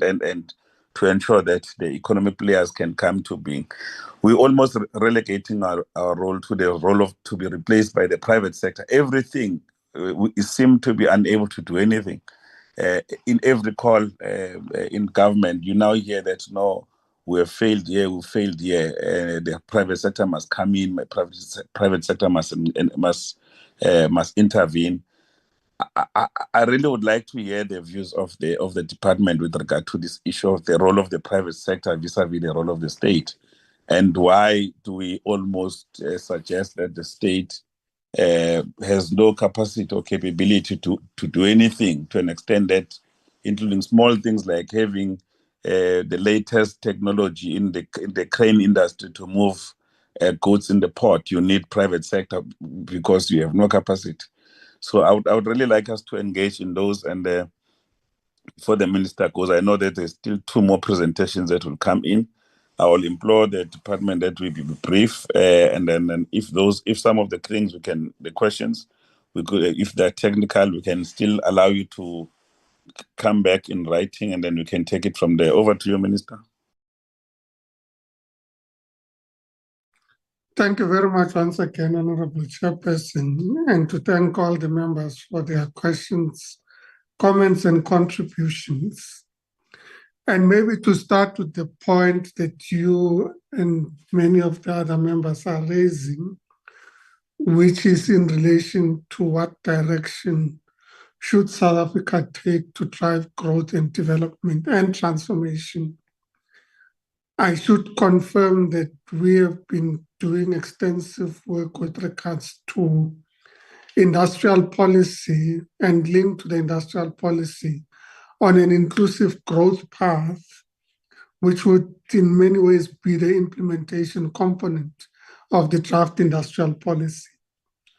We should be able to share fairly soon what the proposals of the industrial policy are. It is currently going through various processes and reviews. In fact, yesterday I'm told it was at FOSAT, the Forum for South African DGs. And I have confidence that, in fact, a lot of the proposals that have been put forward in relation to both the industrial policy and the inclusive growth path have the capacity to shift the needle on the dial.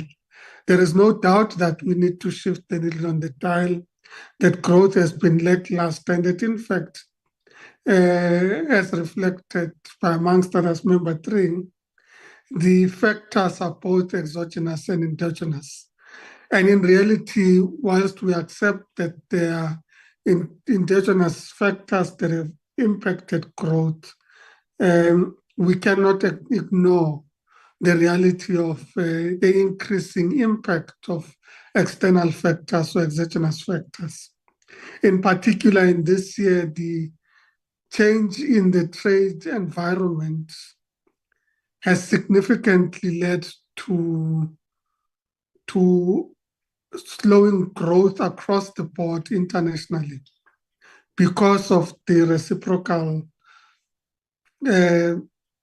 tariff interventions by the US and other interventions. It is significantly impacting on the global trade environment and creating uncertainty. I think all of us are acknowledging that up until we get to the 9th of July, there is uncertainty as to the direction that would be taken. Now, from a country point of view, the US is a significant trading partner and holds global influence with regards to trade. And those factors need to be taken into account as we deal with these issues. But also the impact of what many are describing as either trade skirmishes, if not wars, that have led to certain industries from the East not getting access to market in both Europe and the US, and the redirection of some of those products into other markets, including South Africa, is having a significant impact. Now, raising these issues, Member 3, not to ignore the point that, in fact, there are internal issues that we need to address, and that those internal issues would be reflected in the growth path and the industrial policy that would be presenting. But to just argue that we would need to balance both, but accept that we have a huge responsibility on our shoulders to ensure that we're able to present a coherent strategy and linked implementation plans, because the emphasis shouldn't just be on developing strategy, but also on related mechanisms of implementation.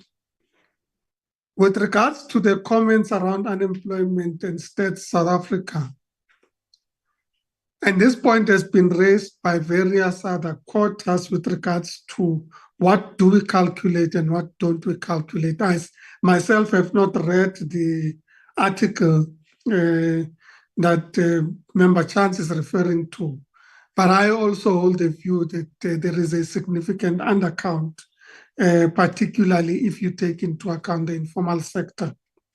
And in fact, it's something that we should all collectively be engaging in resolving, so that we're able to one, acknowledge the informal sector, but also reinforce the support mechanisms for what is a major contributor to employment in the country. Because not only does the informal sector become about self-sufficiency, there are instances where, in fact, I think the number is 1:1, so they have at least one additional employee that they employ in the respective sectors. Of course, the numbers per company will always differ. So I do think that there is an argument to be made, and I think we'd have to take into account the comments that have been raised by Capitec with regards to our own statistics, and therefore what it means from a response point of view in terms of public policy and interventions. Of course, we will take into account the comments by Busa and others, but I'm sure Member Chance is being deliberately selective of quoting one body and deliberately would not count the comments that we received from BBC, the Black Business Council, and others with regards to the Transformation Fund. So all I'm saying is that you have to factor in all the accounts. You can't be selective in whose comments and contributions you consider when in fact you have published a document for public comment. The public comment is intended to do exactly that, receive the comments and to consider them. So we'll consider all of them, including those you might not have made reference to, Member Chance. We have revived the Interministerial Committee on Cannabis. It has started work with, with regards to various interventions in the cannabis industry, including legislative and regulatory amendments.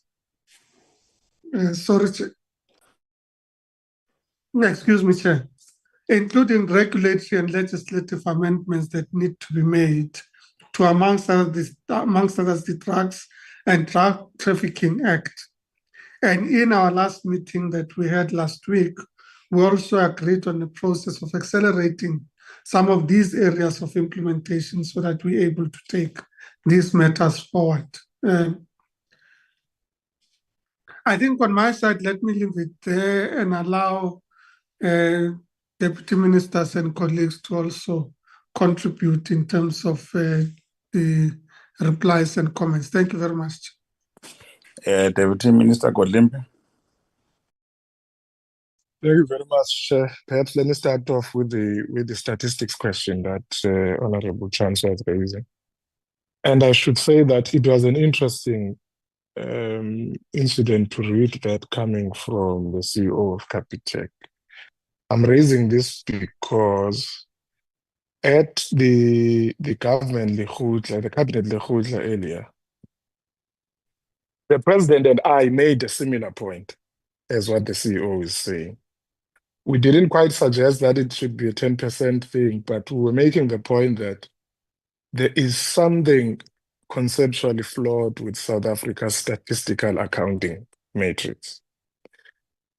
Part of the reason why South Africa is known as having the highest level of unemployment compared to many other countries where the reality should be far worse is because we use a different statistical framing of what employment is.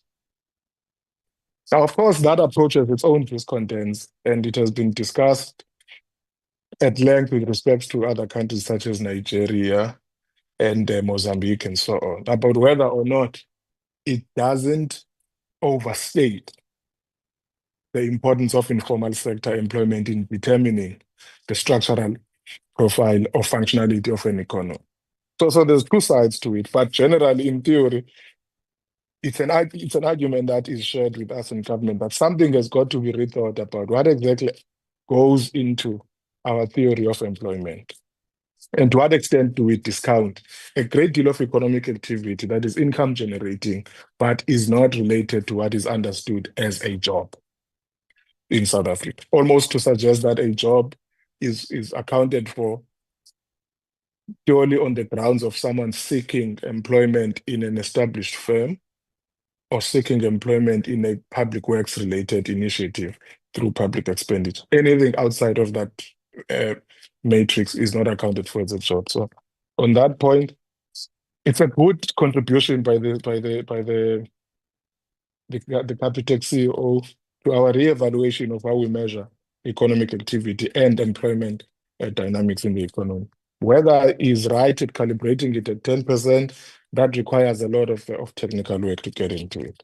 The second point is about what the chair was asking with respect to what exactly is our theory of economic growth.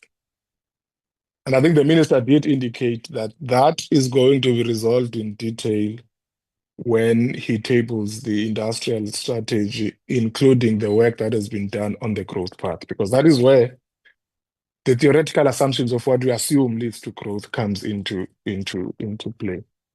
Let me just make an example, for instance, Chair, referring to what you also indicated about the work that you and I are doing elsewhere.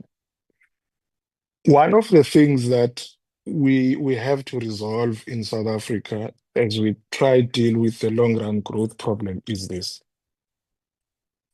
When we think about private sector participation, who do we have in mind?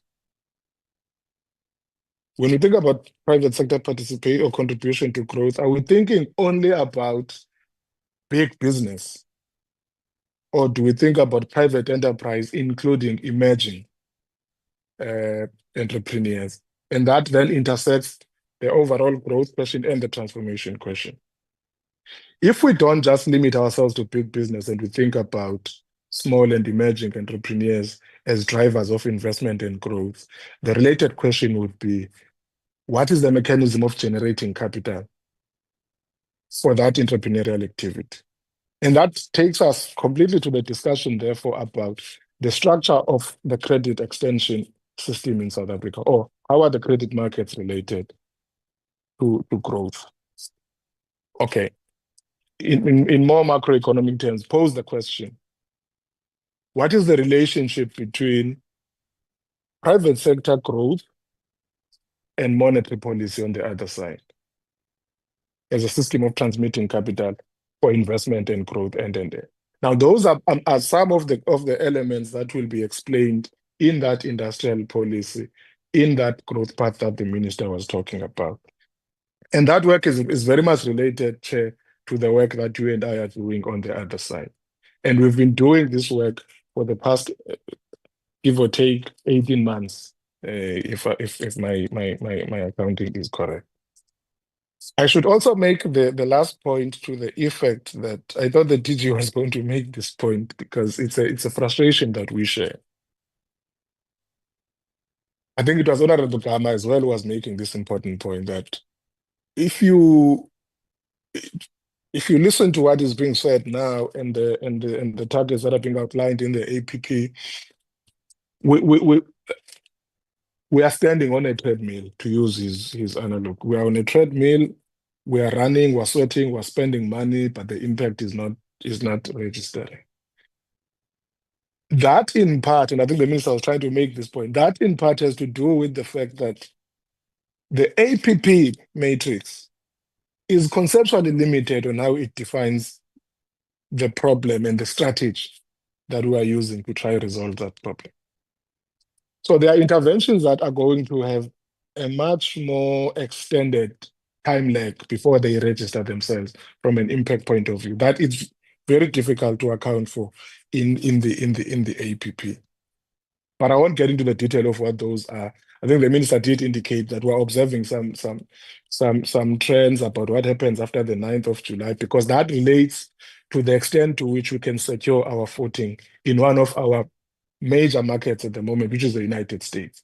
And if the 9th of July goes haywire, it means our own market footing in that market goes haywire immediately. So it's a discussion that we will have to have. But I would suggest that the more strategic and conceptual conversation will be better had once the minister comes with the finalized and cabinet adopted industrial strategy and growth path. Thank you very much, Chair. Deputy Minister Wilfield. Thank you very much, Chairperson. Just perhaps on the, to some extent, on the last point raised by DM Godlimpi in terms of the lag effect of some of the interventions, one of those obviously being the priority to address the governance challenges, both in entities as well as within the department. I think the DG did indicate around positions specifically for DDGs, and there was a reflection on the on board appointments as well. And I think that the resolving those governance challenges will have a positive effect on delivering on a number of the indicators in the APP. And I think that will pull through relatively quickly, but will obviously have some lag effect. Otherwise, on the other points, Chairperson, I've been covered by the Minister and the DM. Thank you.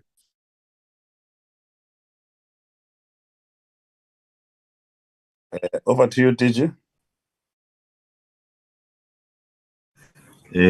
Chair, members, Minister and Deputy Ministers, thank you very much for the opportunity once more. As guided by yourself, Chair, we will respond to some of these in writing so that we can provide the sufficient detail and structure the answers optimally. However, just as a start, I think when we say that you've spent 98.9%, but you've not performed, your performance is suboptimal. I think we need to look at the targets that have not been met. The targets that have not been met are filling of vacancies. Obviously, there would have been a financial aspect there in relation to the payment of salaries to those employees, but it's not a significant amount of funds that would have went in that direction. The 5 billion rands transformation fund not raised, and the commitments had no financial implication or expenditure implication on the department.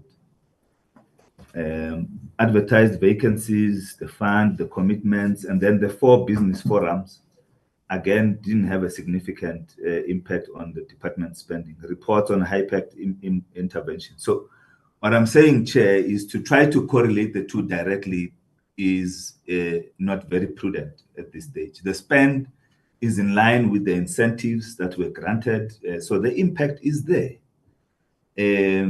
Those targets that were not met did not have a direct financial requirement.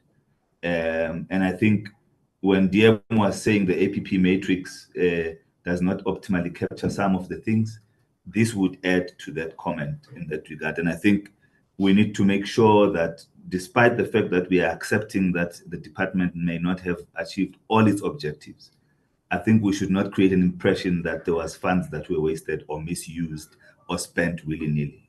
We have that joint responsibility, both as the committee and the department, so that we don't create a lack of confidence in the department's ability to manage its funds and use them optimally. Yeah.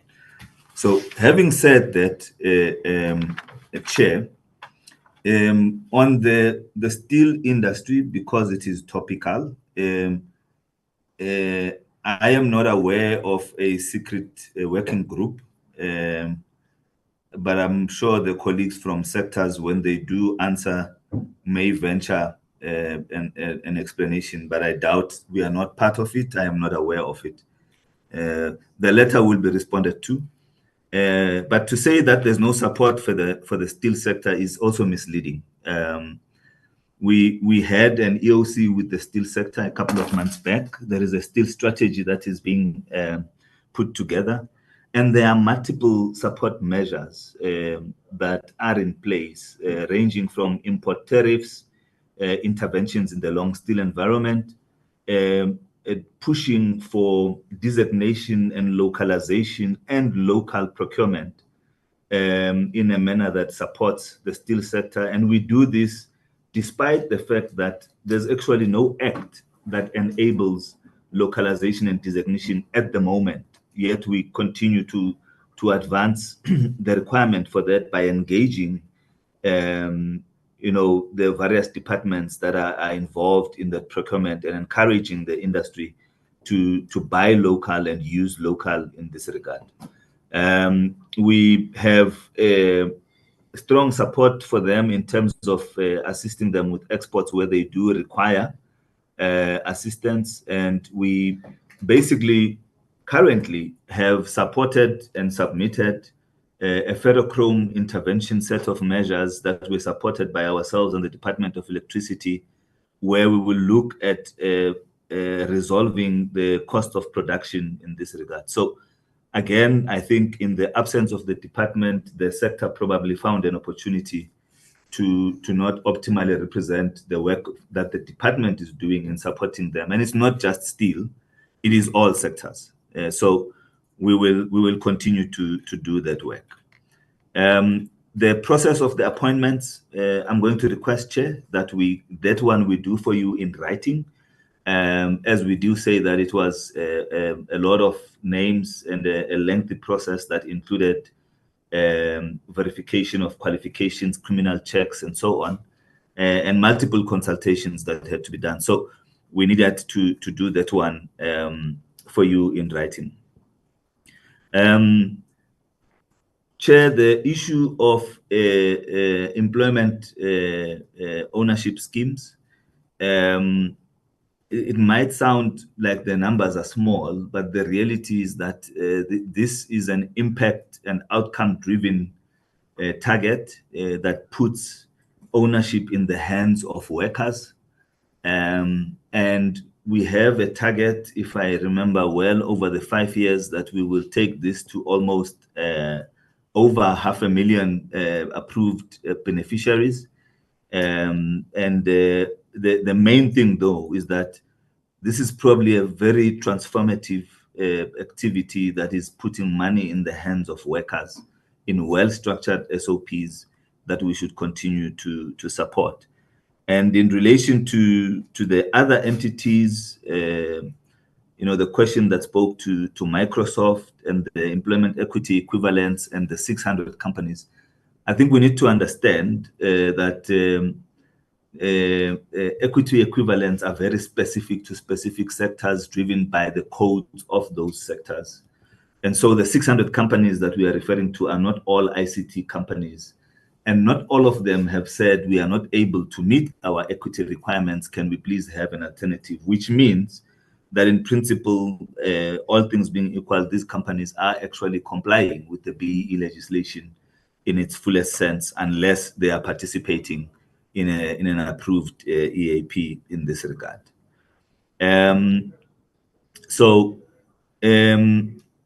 When it comes to the issues of 2 seconds, Chair, I will come to it just now.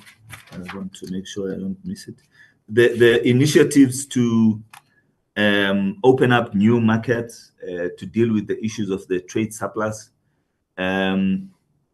In principle, on the continent, we are optimizing our work, both in SACU and in the AFCTA.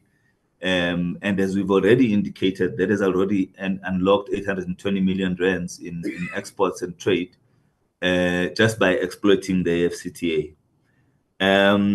The minister has been very clear about the extent to which will enter into negotiations, sign agreements, have frameworks in place with countries and bilaterals, etc., and then fail to optimally leverage on those instruments. And so the department is involved at reviewing all the agreements that we have and exploiting as much of the trade that is possibly enabled by those, because we have done a small assessment that has indicated that we have underutilized the provisions of many of the trade agreements.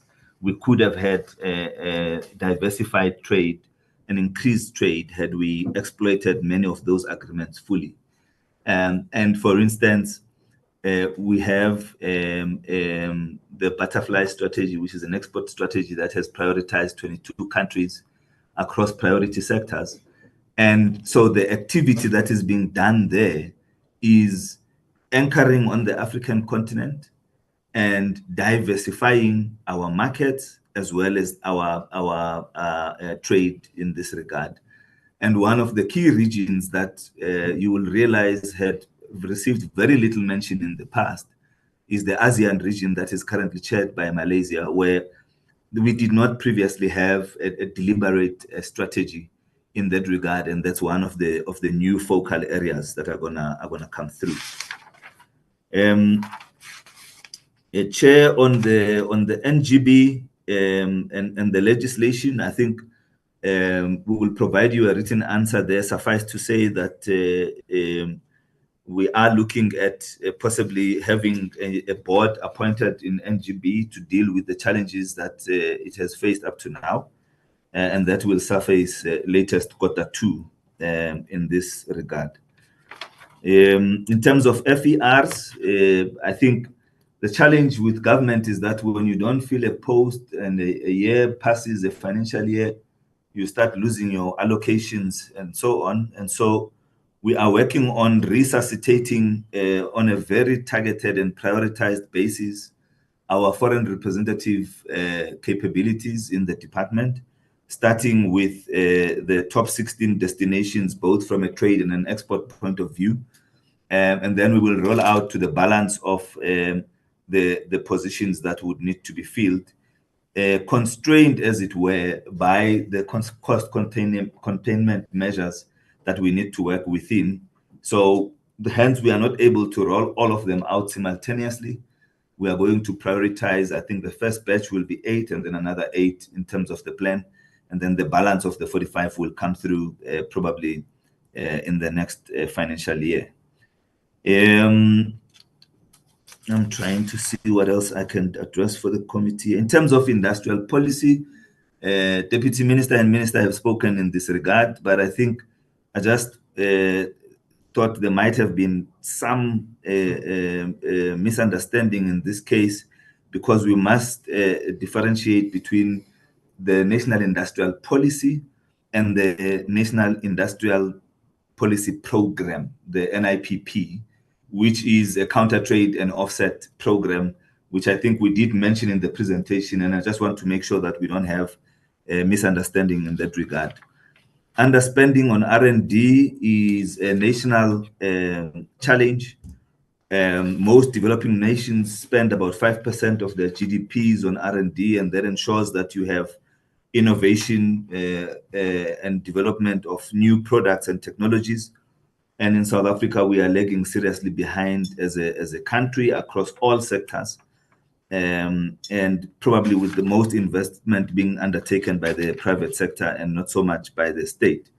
But also the other challenge is to commercialize the technologies that we have invested in the past. And I think the DTIC and DSTI have sponsored a technology commercialization policy over the last few years, which we will be seeking to start implementing more rigorously to mine the various patents and IP that is sitting at places like the CSIR, to make sure that we start commercializing those and bring them into the market as products that can be traded. I think, Chair, I would want to maybe afford a colleague or two to address specific questions, if those can be done very quickly without taking too much time, so that we can still get to the other two presentations. Otherwise, I am happy that we can please be afforded the opportunity to provide the answers in writing, Chair. Thank you, Chair. No, that's fine, DG. I'm just concerned. The portfolio committee meets for 6 hours with the industry, like 10 different associations.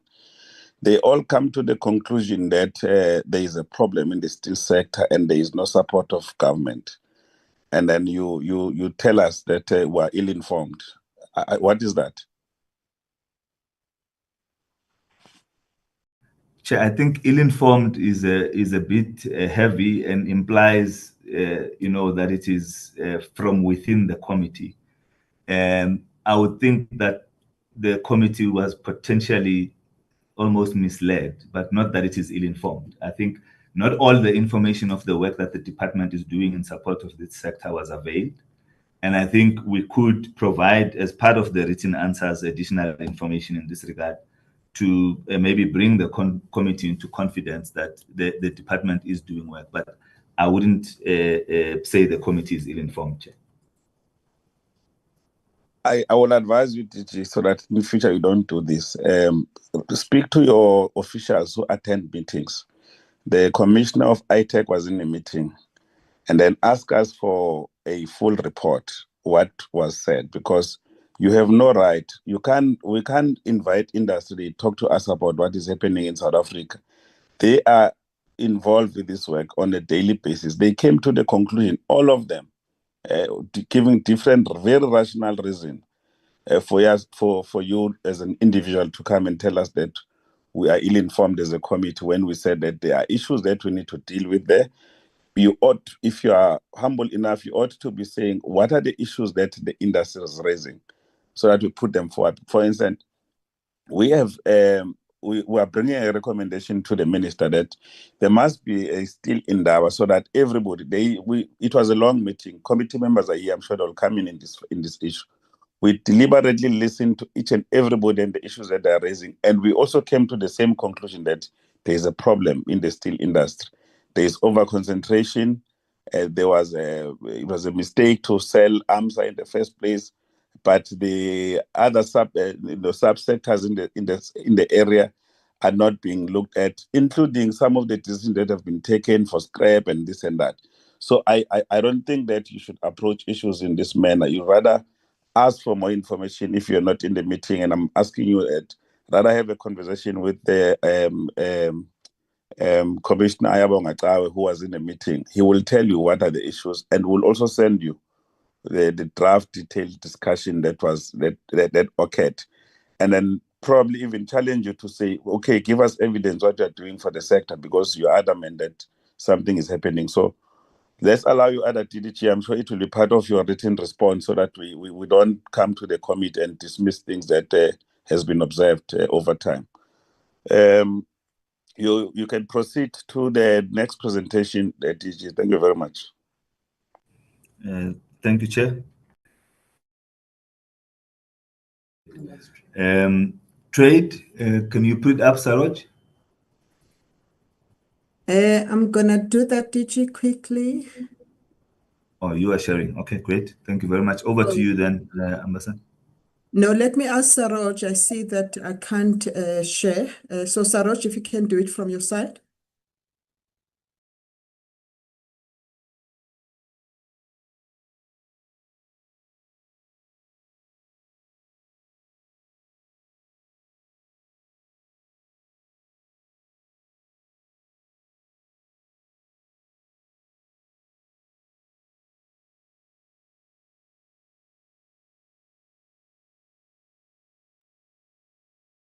You have sharing rights. You can't share if you're able to.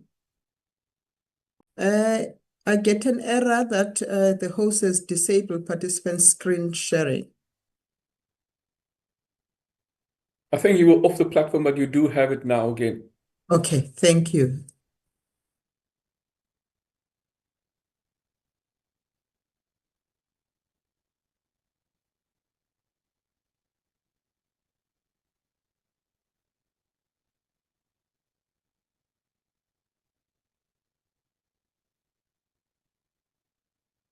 I think it is now visible.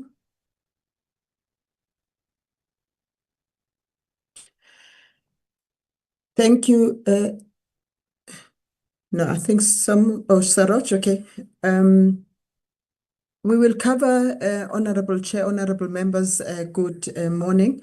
We will cover the global trade and geopolitical developments, our approach to trade relations and trade policy, the trade flows, and cover a range of agreements that we have negotiated and the state of play in those. And lastly, we will cover the ratification of the AFCFTA protocols on women and youth in trade, as well as competition. Next slide, please. In terms of the global environment, the first slide shows that over the last decade, next slide, Saroj. We have seen a rise in protectionism and the backlash on trade liberalization and globalization. And we saw, as a result of this, concerns about the impact of trade on industrial development, and there has been a re-emergence of industrial policy. And these measures have also weakened the multilateral trading system, and where we see fragmentation in international trade. Next slide, please. In terms of the current environment, we see significant shifts in global trade, where there is a rise in reciprocal tariffs and the use of tariffs for various reasons, but also not only from the US, we're seeing a trend also from some of the developed countries such as the EU and the UK. However, the barriers are used in the case of the EU and the UK for environmental reasons, but also for sanitary and phytosanitary measures. In the case of the US, we're seeing, as has been indicated by the DG on the 2nd of April, the US implemented reciprocal tariffs, and across the world, it was not only for South Africa, but effectively South Africa faced a tariff of 30%. And these have now been suspended for 90 days, and the 90 days ends, as the DM has indicated, on the 9th of July 2025. And what we saw is that a number of African countries and SACU countries were also heavily affected. We're facing very high duties with South Africa, as I said, 30%, Lesotho 50%. And these seismic shifts that we see on global trade are quite disruptive in nature, and they are contributing to increasing uncertainty and unpredictability when it comes to trade. And we see that there is a reordering of the economic order from a unipolar to a multipolar world. And it's visible that there is intensification of global competition, shifting of global alliances, contestation of norms, and especially those that affect the multilateral trading system, including the countries now no longer observing the MFN duty of the WTO and WTO rules. And there's a rise in geopolitical tensions, and we see also a rise in trade wars. And what seems to signify these seismic shifts in global trade is reciprocity, the rise in bilateral deals, and a transactional approach to trade, as well as investment relations. The impact has been visible in terms of global trade. At the beginning of this year, 80% of global trade was taking place under the MFN or WTO rules. Now this has declined in terms of the WTO report to 74%. So there is an impact that we can witness.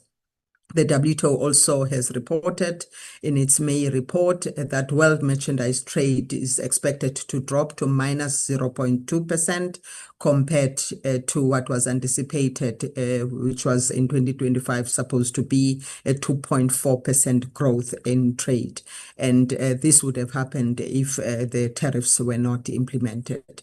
And as indicated in the earlier presentation, South Africa has put in place some mitigation efforts, including including export-led industrialization, prioritization of development integration in Africa through the implementation of the AfCFTA, diversification of exports across the world, including in new emerging markets such as ASEAN, as DG has indicated, as well as targeted engagements with our trading partners to address market access barriers through both trade negotiations, but also addressing non-tariff barriers. Next slide, please.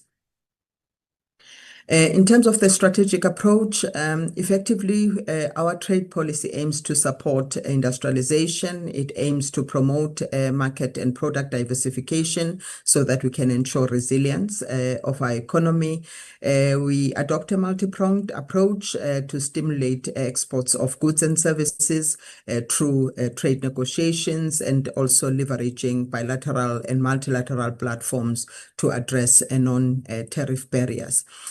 Also important is that we are currently reviewing some of the regulations that ITEC uses so that we simplify our procedures in terms of being more responsive when it comes to our trade defense instruments, because we see that with the rise in unilateral measures, we are likely to see countries such as South Africa that are open, likely to be targeted in terms of pushing exports.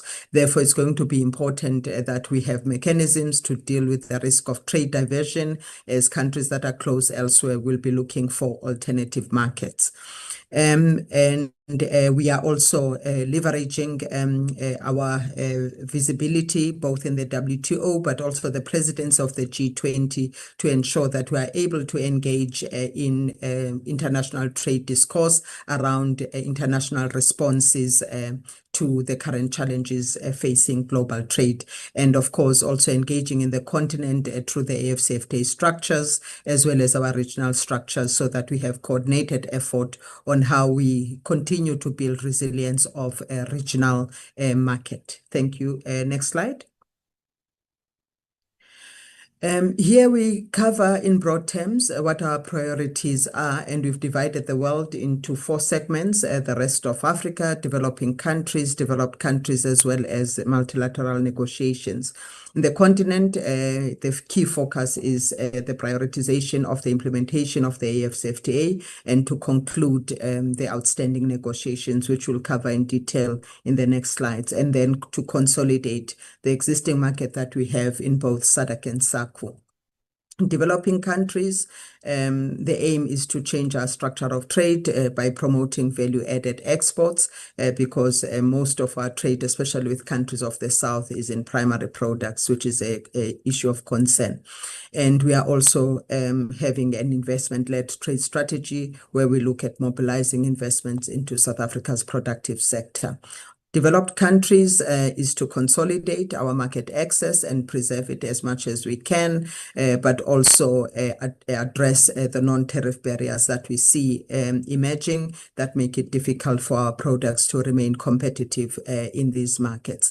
And we are also, of course, targeting the markets to mobilize inward investments into South Africa, but also encourage cooperation when it comes to technologies so that we can have access to key technologies that can assist our industries.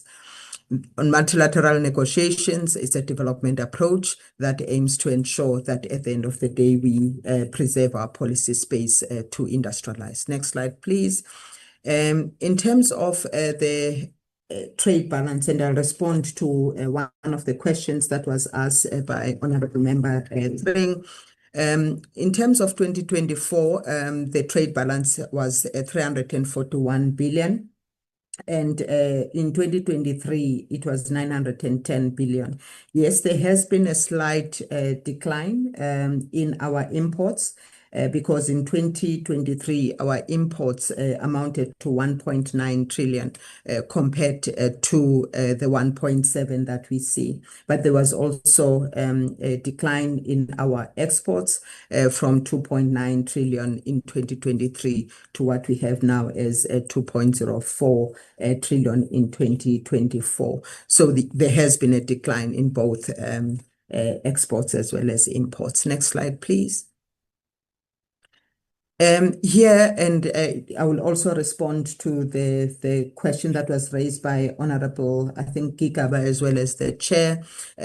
We indicate high level what our trade performance is in various markets. In the continent, there has not been a decline in our trade surplus. I think the mistake that we did this time around is to put the figures in US dollars instead of rands. Last year we had put rands. So I think going forward we'll standardize the denomination of the currency to rands. So if we convert, but we will also respond in writing and explain the trade with the continent.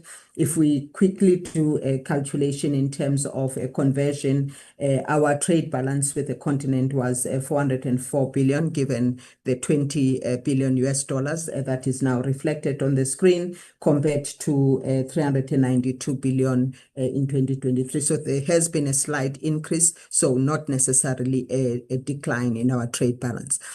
So the continent is an important market for us because we have a huge trade balance, as members can see, and our exports are more in value-added exports when you compare to the other markets. The markets where we have a trade deficit would be the EU, the US, and as well as BRICS.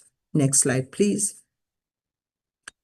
Now, moving to the AFCFTA, I won't cover this slide because I think members have seen it before, where we indicate where our trade agreements across the world are located in a picture form. So effectively, South Africa is relatively well represented with preferential access in key regions across the world. What is important is that this allows us to be able to diversify our production. And what we are focusing on and working, of course, the export branch is now looking at mechanisms to increase our utilization of these trade agreements through direct support to our exporters so that we can take advantage of these markets. Of course, with the challenges that we see with regards to global trade, it's very difficult to shift from one market to the other. Our exporters are telling us that it takes on average 6 months to a year to shift, but effectively we've made the exporters aware of the market access opportunities that are rising from the various trade agreements that we have, so that we can reduce the risk that is currently emanating in some of the key markets of importance to South Africa. Next slide, please. With regards to the WTO, we have a number of agreements that we leverage, and the important discussion now with the seismic shifts in global trade is the reform of the WTO, and South Africa is engaging in that discussion. BRICS remains an important market for us, and we are through cooperative mechanisms are looking to increase also our exports into the BRICS countries. Next slide, please. Now, moving to the AFCFTA, we indicate here the state of play in terms of the implementation of the AFCFTA. Let's move to the next slide, Saroj. In terms of implementation, we have currently 23 countries that have gone through their legal processes and are fully implementing the AFCFTA in terms of the 90% of the tariff book coverage that has been agreed. South Africa has new market access in the non-SADC countries. So we have 13 that are highlighted in bold. So that is where the new market access opportunities are for our industries. We are fully implementing our obligations as South Africa. In terms of the implementation, we are as a region, because we implement through SACU, because we are a region with a least developed country, Lesotho, we have more flexibilities in the AFCFTA in terms of a longer tariff phase down. So we are allowed to phase down over 10 years compared to 5 years for developing countries. So effectively, we are now in year 5 of phasing down the tariffs on the 90% that we have put forward, and these tariffs are phased down in equal installments. Because the summit, even though we implemented effective from the 26th of January 2024, there is a summit decision that we must implement retrospectively from 2021. So as a result of that, we are now in year 5 of our tariff liberalization process.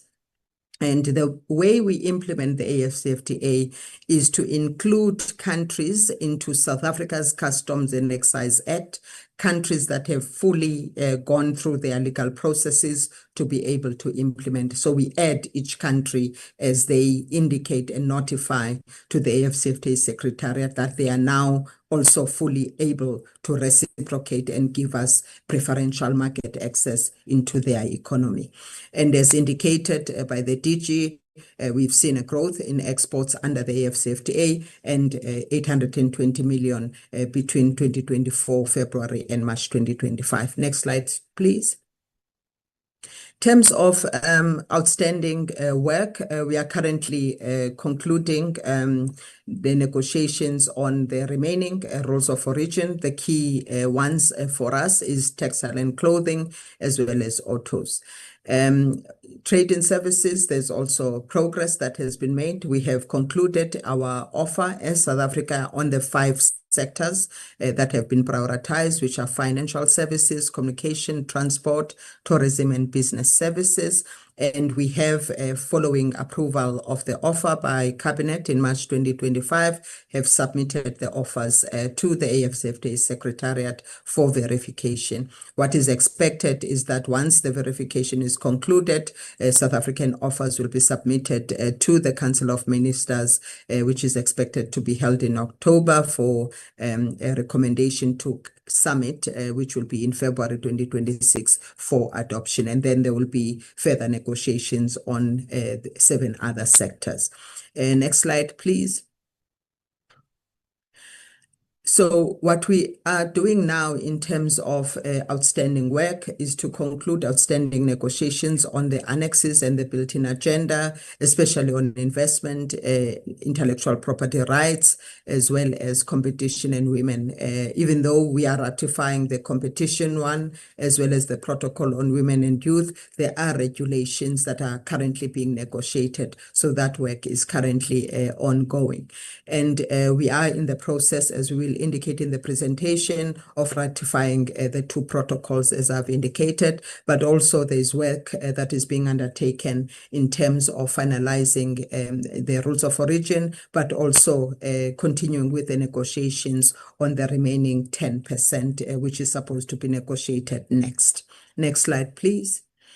Now, moving to the EU, since the implementation of the Economic Partnership Agreement with the EU, we've seen a rise in our trade with South African exports increasing from 203 billion in 2016 to 371 billion in 2024. Of course, as indicated in the previous slides, we have a trade deficit with the EU. The export basket has transformed somewhat. We have 12% of our exports being agriculture and agro-processing, 33% is primary resources, and 55% of our exports are manufactured products. So our relationship with the EU is contributing to support our industrialization. Next slide, please. In this slide, we indicate, even though the EPA covers just trade in goods, we also indicate that on the back of the trade in goods, we also have a trade in services that is also increasing. And as the numbers indicate, this relationship in terms of trade in services is more in favor of the EU, with effectively $6.8 billion US dollars in favor of the EU in terms of the surplus. Next slide, please. There are challenges that we experience with the implementation of the EPA, and the market access that we thought we have is increasingly being restricted by a number of measures that they are implementing. Most of those are the environmental measures, especially carbon border adjustment mechanisms, deforestation, as well as methane regulations that affect the mining sector. And we are engaging with the EU to address these non-tariff barriers. And then we also see trade restrictive sanitary and phytosanitary, as well as technical barriers to trade. And this affects a number of products of export interest to South Africa, including agricultural products, but also agro-processed products. On citrus, we have lodged, as members may be aware, a dispute at the WTO, and that dispute is ongoing, and it relates to two measures implemented by the EU relating to regulations on citrus black spot, as well as the false codling moth. Next slide, please. We had a summit earlier this year where we raised some of these issues with the EU and the need to really look at how we address the barriers that affect our access into the EU market. And there are good outcomes that have come out of that. One, an investment package by the EU amounting to 4.7 billion, commitment to address on a sustainable basis export of avian fuel, which would be beneficial to Sasol and also assist the decarbonization of the Secunda plant, and also a cooperation that has been agreed to find a solution on how our products, electric vehicles as well as hybrid vehicles, can continue to benefit from preferential access into the EU. We also looked at a barrier that currently exists implemented by the G7 against rough diamonds from Russia that unfortunately also have implications in terms of global trade in diamonds. And the EU had and the G7 have a requirement that any diamonds that are traded to the EU must go through Antwerp. So we are engaging with them, and we expect a visit from the G7 delegation to engage with us about South Africa becoming a potential nodal point for the certification of diamonds. We are also engaging with them with regards to resolving the challenges of trade in products that contain milk, as well as products that contain eggs, hence the issue of the residue monitoring plan. There's also further work that is being undertaken with the EU with a view to conclude the negotiations in November around a clean trade and investment partnership that will effectively enhance collaboration on the decarbonization value chains in South Africa, including inward investments into the decarbonization value chains. And that work is continuing, including a possible additional investment package by the EU on the sidelines of the G20 summit. Next slide, please. Now, moving to the UK, we have a positive trade balance with the UK, and we have seen growth in our exports, and total trade has increased from 110.2 billion in 2019 to currently our exports now are standing at 100 billion in 2024. Also, the structure of trade is improving with, of course, there's still more to be done because 62% of our exports are still in precious metals and ores, and 33% in vehicles, and 5% in fresh food. So we are, under the built-in agenda, engaging the UK so that we are able to address constraints and also diversify exports. Next slide, please. The important issue is the UK CBAM that also is likely to have an impact on us. And we have been engaging with the UK when it initially signaled that it will also implement a CBAM. And we made a submission in South Africa making specific proposals, specifically that the UK should look at either exempting us from the CBAM or a longer transition period, or alternatively, the mutual recognition of South Africa's carbon tax as equivalent to the CBAM, which is a similar position that we've adopted with the EU CBAM as well. And those, unfortunately, proposals have been ignored in terms of the primary legislation that the UK has currently tabled. And we have up until the 3rd of July to make further submissions on the basis of the current draft. And we are working with industry to engage so that we are able to submit by the 3rd of July. Next slide, please. Now, coming to the US, the DG has spoken at length. So maybe let me just go to the next slide, Saroj. Again, another slide. Next slide. I'll focus on this one in the interest of time, honorable members, because the DG had covered the trade relations with the US. Effectively, the current US administration has implemented a number of measures, and the indication is that these are trying to address the trade deficit that the US has globally, and to address the non-tariff barriers. And in this regard, they have decided to implement the reciprocal tariffs, as well as the Section 232 duties that are implemented in the national security, or on the basis of the national security imperative. The tariffs are trying to cover a number of objectives. One, to raise revenue for the US, but also as a negotiating tool, but also as a mechanism to reshore industries back into the US. So various policy imperatives that inform the tariffs. As indicated in the earlier slide, we were caught by this approach with the 30% tariff. Effectively, on the 9th of April, the US suspended these tariffs, and the aim of the suspension was to, within the 90 days, encourage countries to put forward their proposals of bilateral deals with the US that aim to address the US concerns. So South Africa, when the president was there, put forward a proposal.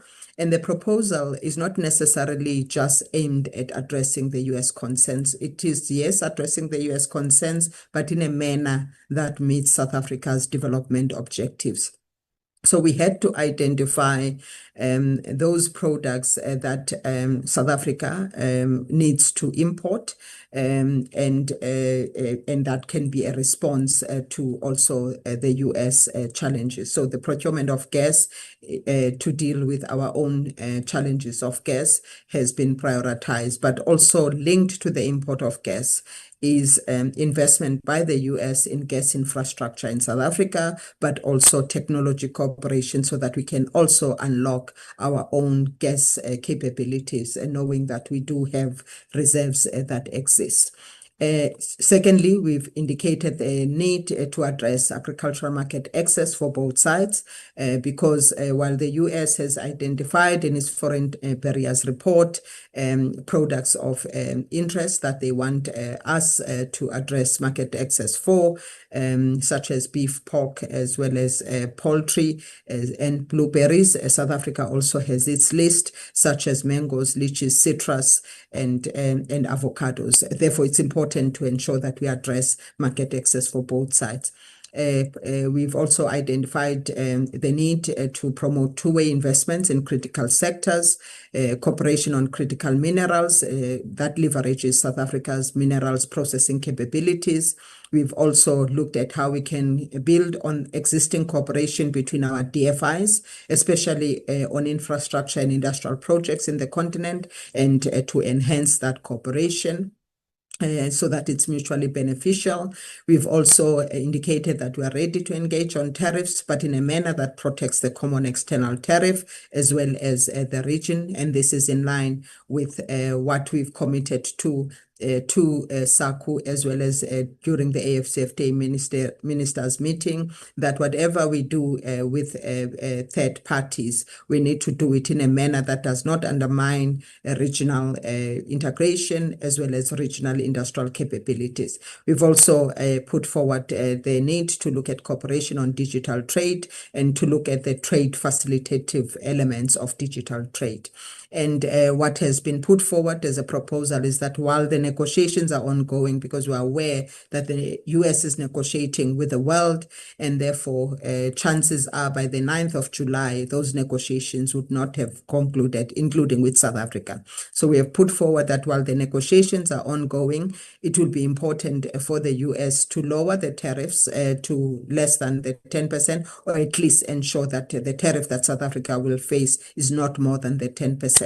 And also that the AGOA preferences that currently exist on the most favored nation duty should also be maintained. And we have identified mechanisms in the package that also enhance regional integration, including in relation to some of the sectors such as clothing and textiles, and to protect industrial capabilities of the region. Next slide, please. And this slide just shows if we are faced with a worst case scenario, what the implications are for the various sectors of our economy. Next slide, please. Now, coming to BRICS, as we've indicated, we are working on building strong bilateral relations with our BRICS partners, and the aim is to attract and mobilize foreign direct investment. And there is work to work on trade and investment packages with the BRICS partners so that we can foster mutually beneficial trade relations. And the BRICS platform is also a useful platform to ensure that we have coordinated messages, especially now that we see these seismic shifts in global trade. There are coordinated messages, including coordination of approaches about how we respond to the current risks that we see. Next slide, please. Here we outline what is expected to be outcomes of the BRICS summit that is going to be hosted by Brazil. There is work that is being done in terms of finalizing a BRICS economic partnership strategy, and South Africa is actively participating in that.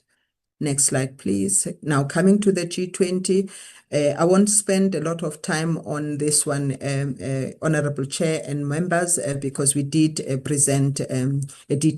make a detailed presentation on South Africa's presidency, but effectively we highlight the 4 themes and what we expect to be outcomes from the G20 presidency. Effectively, this speaks to the agenda of the South, building on the various South presidencies, where we focus on principles that should underpin trade and inclusive growth, a responsive trade and investment agenda to address the global commons, but also to look at the grand bargain to promote green industrialization, including how we can leverage our critical minerals through value addition at source. And we are also, especially given the current challenges with global trade, South Africa's presidency is at a crucial time where we need to come up with a G20 statement on WTO reform and the development dimension as we prepare for the 14th Ministerial Conference that is to take place in Cameroon in March 2026.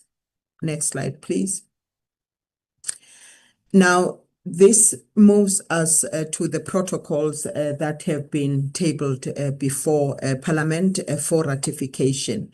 Effectively, the first protocol is on women and youth in trade. This was actually a proposal by President Ramaphosa in the AU summit to say, as we implement the AFCFTA, we need to ensure that it promotes inclusive participation, especially by women and youth enterprises. And in this regard, what has been agreed is this protocol that has been negotiated, and the specific objectives of the protocol is to ensure that we enhance the effective participation of women and youth in trade, and member states are therefore taking an obligation to take specific measures to support the participation of women and youth in the AFCFTA, and also to support value addition and increase imports and exports by women-led enterprises and youth enterprises, and ensure effective participation in the value chains. We do indicate in the subsequent slides the key provisions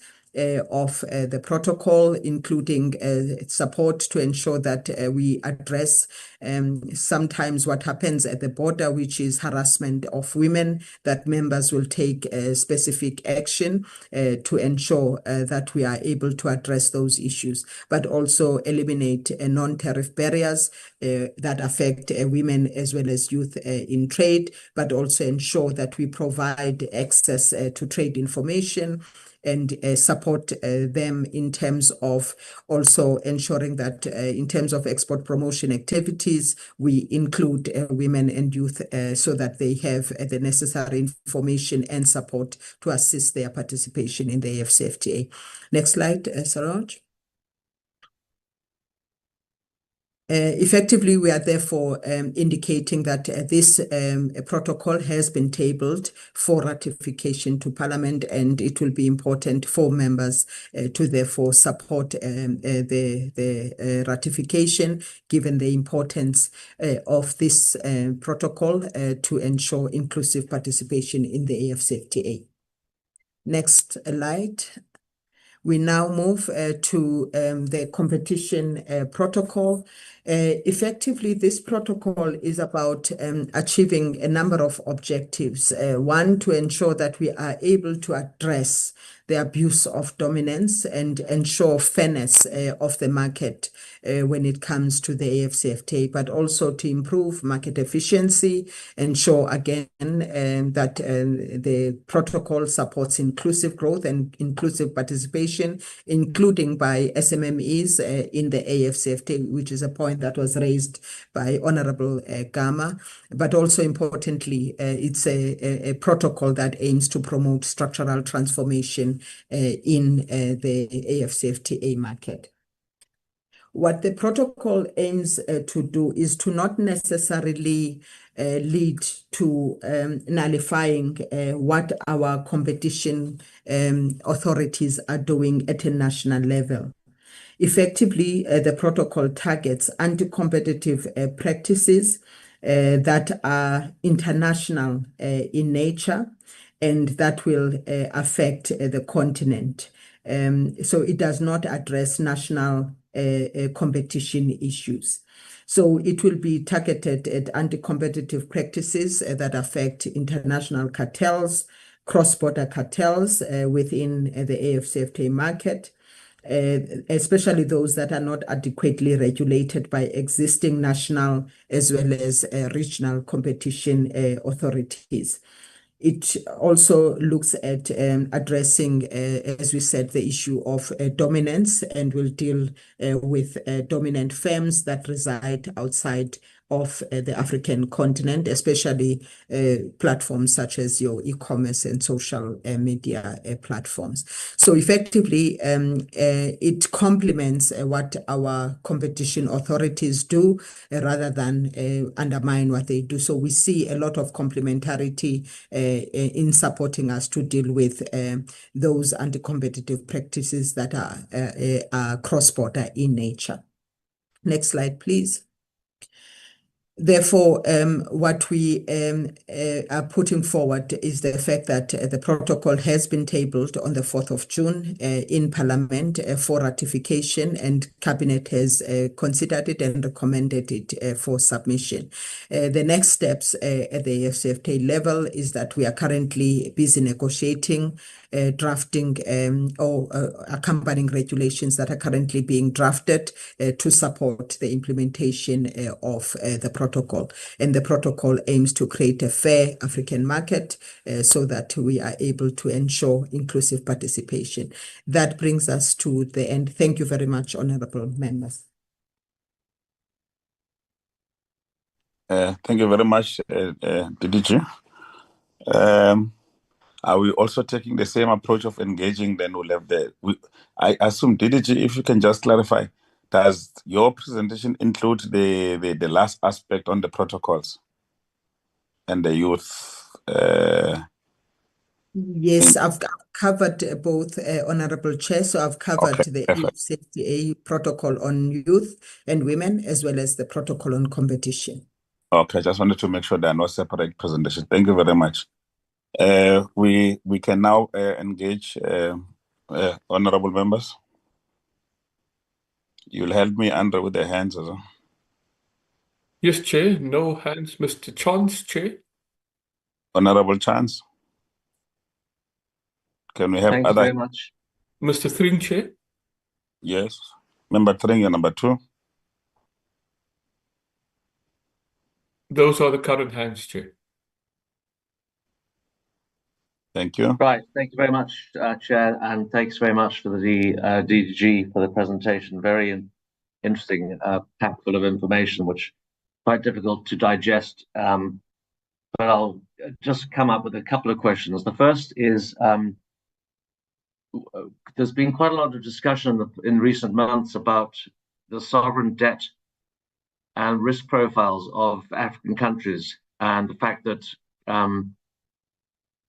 there is a belief that they're paying too much for their sovereign debt in terms of interest payments, and that there is a misplacement of their risk profile by international finance institutions.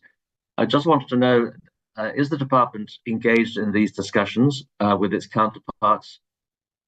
Because obviously, if countries are finding it difficult to repay their debt, it does have a trickle-down effect on access to capital by the private sector in those countries, which then in turn has an effect on their ability to import from South Africa and other countries. Then the next question is, does the department have information on the proportion of imports which are used for consumption versus those that are used for incorporation into value-added exports? And the reason I ask that question is because imports per se are not a bad thing if they are used to enable South African manufacturers to build value-added products that they can then re-export to other countries.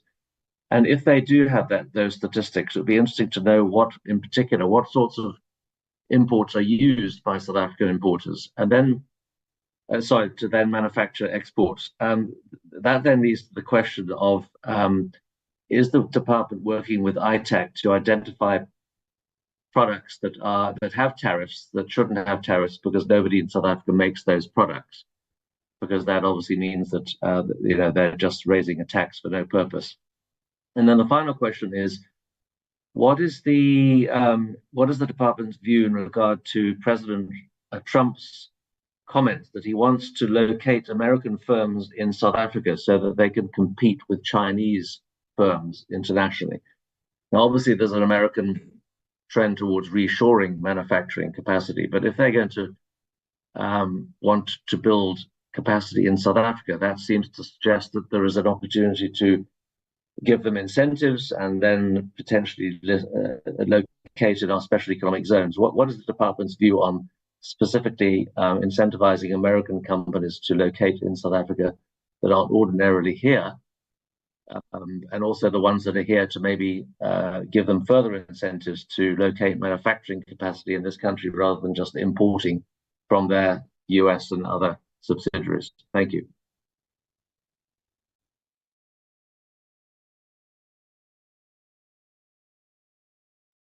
Yes, Member 3. Thank you, Chair. Chair, just a few questions from my side, and again, thank you also for the presentation. Chair, the first question is to do with trade initiatives, which promote South African exports, and I believe that these must be prioritized so that we are not caught flat-footed come the 9th of July, as the DDG the Deputy Minister has indicated. But Chair, in my personal view, the WTO, the UN, IMF, World Bank are institutions that are skewed to support first world countries or North as opposed to South or developing countries. And so we have to develop a kind of caution when dealing with these particular institutions. So with that in mind, and that being said, Chair, what is the stage of our case with the WTO on the non-tariff barriers that have been imposed by the EU in particular? And what is the likelihood of the success of our case? And in particular, the rules of multilateral trading being applied fairly. Secondly, Chair, CBAM is seen by some as a climate, political, or trade weapon, which favors the initiators of CBAM, particularly when they impose tariffs on non-critical minerals, for example, but on critical minerals, there are no tariffs imposed in terms of South Africa's circumstance, as if your non-critical minerals do not have or your critical minerals do not have a carbon footprint. So have the necessary diplomatic, or what have the necessary diplomatic and other avenues that have been used, what benefit have those initiatives brought to the fore, and what fruit are we seeing from engaging with, in particular, the EU on CBAM? And then finally, Chair, what progress has been made to improve or to increase the FTAs with our developing and developed nations? And can you name those specific countries? And what is the nature of those FTAs with these particular countries? Thank you, Chair. Thank you very much. Are there further hands from members? No further hands, Chair. Yeah. I don't know if that's Mr. Yeah. Is that Mr. Mr. Langa, Langa? Chair? Yes, Mr. Langa. No, thank you very much, Chair. And apologies, there might be some background noise. The environment I'm in might not be right. However, I have a few questions to pose to the department.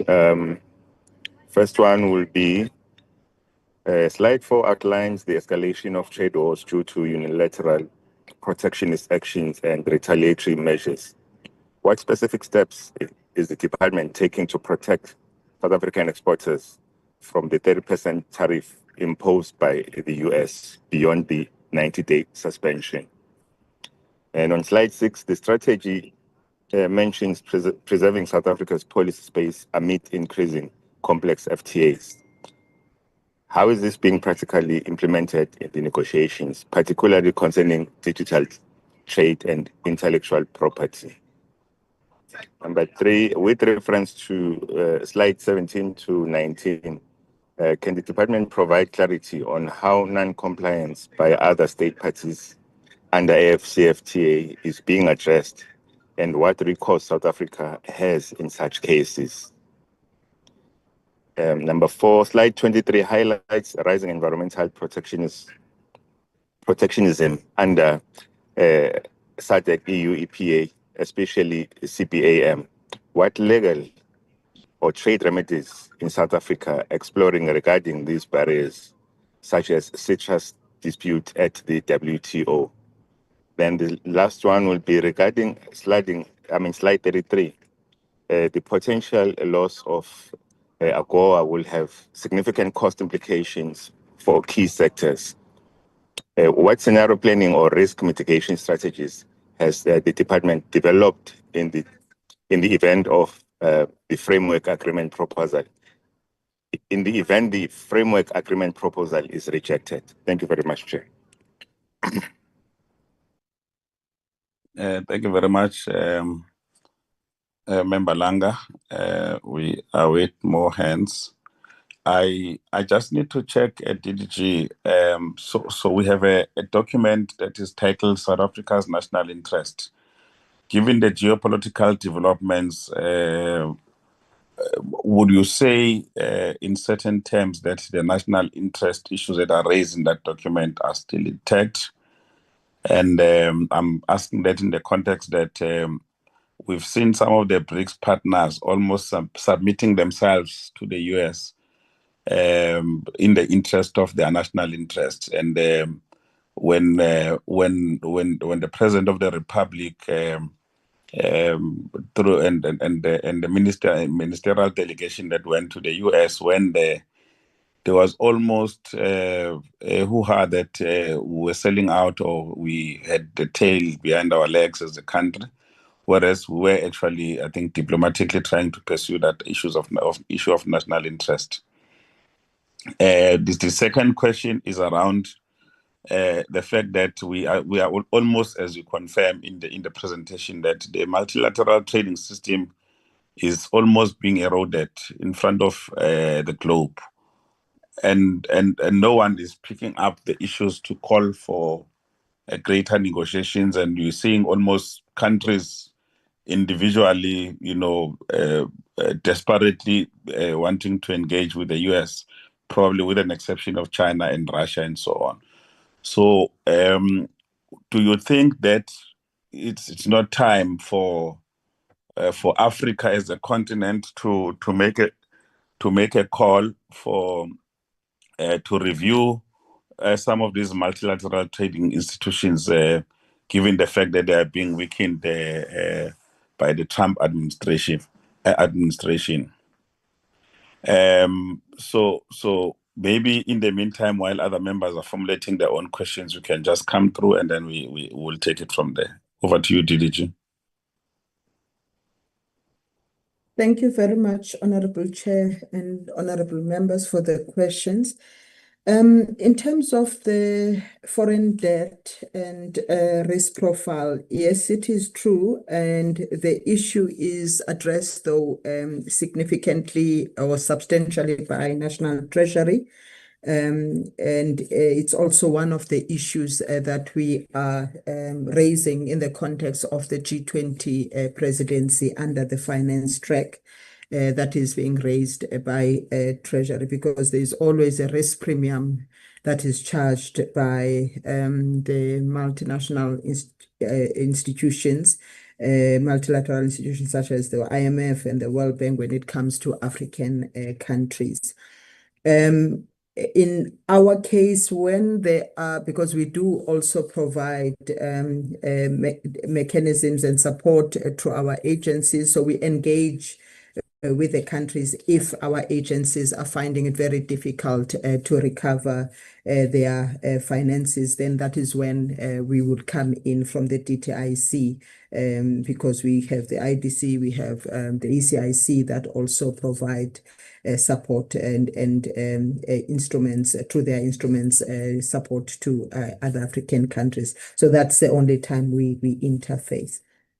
In terms of working with ITEC on tariffs, there is a process that is currently in place in terms of reviewing or updating our trade policy. So that is also work that we'll have to undertake through that process to assess the level of tariffs and how they support our industrialization.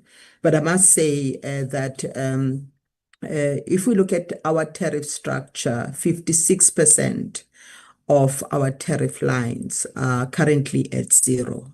So where we have protection, because South Africa has always adopted a strategic approach to tariff policy.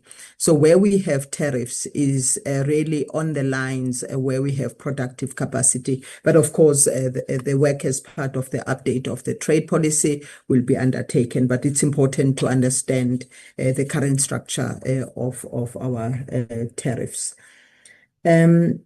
In terms of support and for US firms to locate in South Africa, South Africa continues to encourage, including in terms of the framework agreement, enhancement of bilateral trade relations with the US. And we welcome and we have through investors say mechanisms to continue to engage the US companies to locate in South Africa. And we've actually even been indicating in our engagements with the US that the over 600 companies that are currently located in South Africa see value in being located here, not only for accessing the South African market, but also using South Africa as a base to access the growing African market. And therefore, we continue to position ourselves as a key economy through which US investors must consider and locate here. And there are various engagements that we have with US companies to support them in locating in South Africa. So that is supported, not necessarily for the geopolitical reasons that the US may raise, but more importantly for the benefit it presents to South Africa as well as the US, because we see it as a mutually beneficial issue. When it comes to the questions that were raised by Honorable Member Tring, there are initiatives that we are currently putting in place, and I think this question was also raised by, I think, Honorable Langa, to say what happens on the 9th of July and what are we doing as risk mitigation. Effectively, what we've put forward as a proposed framework agreement tries to be a mitigating factor. But of course, we also recognize that for us, looking at diversification of export markets is important. And through the work that the export branch has undertaken, we have identified 22 critical markets that we need to diversify our exports to. And the export branch is working with the private sector to ensure that we are able to continue our diversification efforts so that we can build a greater resilience, so that we are not too vulnerable in one market. In terms of the issue raised around the fact that most of the multinational institutions are targeted and were set up to support the countries of the North, I think that we support that. We are, though, engaging with the institutions, various institutions, and for the DTIC, the critical one is the World Trade Organization, to look at how do we reform these institutions so that they support balance growth and balance trade. Hence, our efforts both in the context of the G20, but also in the WTO itself. And South Africa is one of the most active developing country members that is agitating for the reform of the WTO, putting practical proposals on the table in how these institutions must be reformed so that they address issues of interest to developing countries. It's not a once-off issue. It's going to be a consistent effort that will really lead to real reform, and we have to stay at it. But we do see value in being in the WTO, for example, including in terms of being able to enforce our rights under the WTO. Hence, the case that we've taken with regards to the EU measures regarding the CBS as well as FCM. And in terms of where that case is, it is advancing. It's a slow process. We are finalizing our case that we are presenting. So the panels are in the process of establishment, and we're finalizing our legal arguments. We've been working with the lawyers, both those that are in Geneva, but also the industry lawyers, to ensure that we have a watertight case, which is critical to at least enhance our chances of success. Then with regards to the CBAM, our view is these are trade restrictive measures that are implemented, and they have an extraterritorial effect, and it requires that we engage with both the UK as well as the EU to address this issue. And the point that has been raised by Honorable Train, that even the manner in which it is implemented, that the products of strategic importance to these countries are not affected by CBAM, it already indicates the political and geopolitical nature in which these instruments are being used. Hence, we continue as South Africa to challenge the measures, both bilaterally with the countries' concerns, but also in various multilateral fora, including the UNFCCC, where we continue to be one of the critical voices around this issue. And we are calling for the exemption, longer transition periods, or at least mutual recognition and equivalence for our carbon tax, because we also have mechanisms that we are putting in place equivalent to our level of development to address issues of climate change. In terms of progress with regards to which FTAs we have with developing and developed countries, we have the slide that is a slide of the world that shows the FTAs we have. So we have the EPAs, both with the UK as well as the EU. We have in the continent the SACU agreement, the SADC agreement, as well as the AFCFTA that covers the whole of the African continent. Then we have with Mercosur a preferential trade agreement, which is which covers a few lines compared to a comprehensive free trade agreement. It covers over 1,000 lines for both parties, SACU as well as Mercosur. So we are also having preferential access through that agreement in the countries of South America. Then we also have, in addition to the EU EPA, we also have with the EFTA countries such as Switzerland, Norway, Liechtenstein.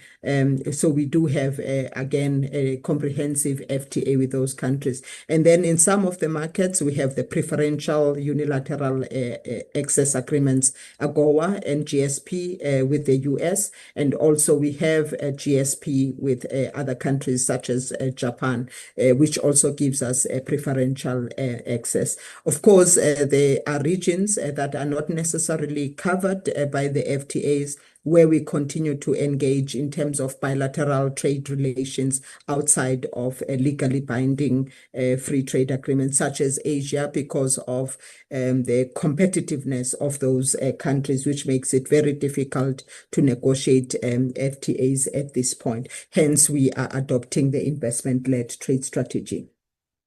Then with regards to Honorable Langa, I think we've covered some of the issues, and then the point that has been raised it relates to the non-compliance by some of our AFCFTA partners.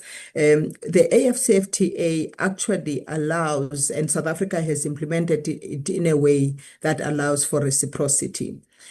So our Customs and Excise Act allows us to reciprocate if there is a country that is not compliant with its commitments. And this gives us the necessary safeguard to ensure that we incentivize the AFCFTA members to fully comply. Of course, whenever there's a level of non-compliance, we start with diplomatic engagements before we invoke the issue of reciprocity, but it is an instrument that is available to us. I think I've covered the other issues, Chair. Then with regards to the issue raised by the Chair with regards to the national interest, yes, the national interest paper continues to be our guiding document in our engagements with trading partners globally, because first and foremost, we need to safeguard South Africa's sovereignty. We need to engage in a manner that advances, especially our trade and investment interests, and that continues to be our guiding perspective. Then when it comes to the US, you are right, Chair, that if you look at the proposal that we've put forward, It's not a proposal that aims to address, as I had indicated, just the US concerns, but it is doing so in a manner that advances South Africa's longer development interests, but also in a manner that in some cases addresses our strategic vulnerabilities, such as the issue of the gas cliff, because we had to take a conscious decision to say, what is it that is in our national interest to, one, of course, continue to safeguard our market access in the US and do it in a manner that does not undermine our sovereignty, including our ability to set our own policies. So that has been the conscious approach that has assisted us. And in fact, a number of countries are reaching out to understand how we've approached the negotiations, because they recognize the strategic nature of how the president has engaged with the US under very difficult circumstances. Let me pause there, Chair. Thank you very much. Thank you very much, DG. Are there any other thing, DG, if there's anything on your side? And DM, I'm sure the minister is gone now, if there's any issues that you wanted to reflect on. Chair, also Yes. the DG had to leave the platform. He submitted an apology, Chair, that the platform at 1 o'clock. So he's not on the platform, Chair. Okay. Okay, DM, is there anything you want to engage with? No, I am okay, Chair. I don't know if DM Whitfield has anything more to say. Okay, DM Whitfield. Nothing further from my side. Thank you very much, Chairperson. Members of the committee. Okay. Thank you very much. I think we tried to be on time. Thank you very much to the minister and the two deputy ministers and the DG and all members of the delegation for the engagement. I think it's important that the committee be updated with regard to some of the international and trade issues, so that in our daily deliberation, we're also able to also spread the message about the country's strategy with regard to how we are approaching these complex multilateral trading issues that are emerging, given the geopolitical situation that is before us. And I think that it has been a fruitful engagement. We remain open on issues of the legislation, as and when we are advised by competent people in the department on how we can ensure that we constantly ensure that we protect the national interest of South Africa, and where we must really look into some of the legislation. I think as the portfolio committee and parliament, we remain open to those kind of engagements. If there is no further hands, I would like to officially adjourn the meeting and thank each and everyone who have participated in the meeting, and until we meet again. Thank you very much. Are there any announcements, Andre? Chair, just to alert members that next week we will consider the two reports on the two protocols that we just received a briefing on, Chair. And that's the only announcement, Chair. We have no meeting scheduled for tomorrow also, so members are aware. Okay, perfect. No problem. Thank you very much, members of the committee. And then I'm sure the other work on the mediation will proceed. Those are members of the mediation. That work will proceed and will inform us accordingly. Correct, Chair. Okay, thank you very much. The meeting is adjourned. Thank you very much, ladies and gentlemen.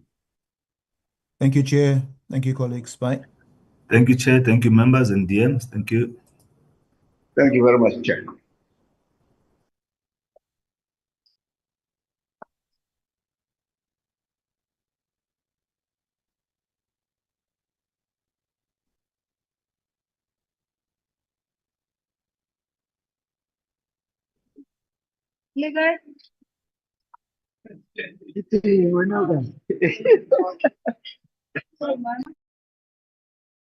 Recording stopped. Enjoying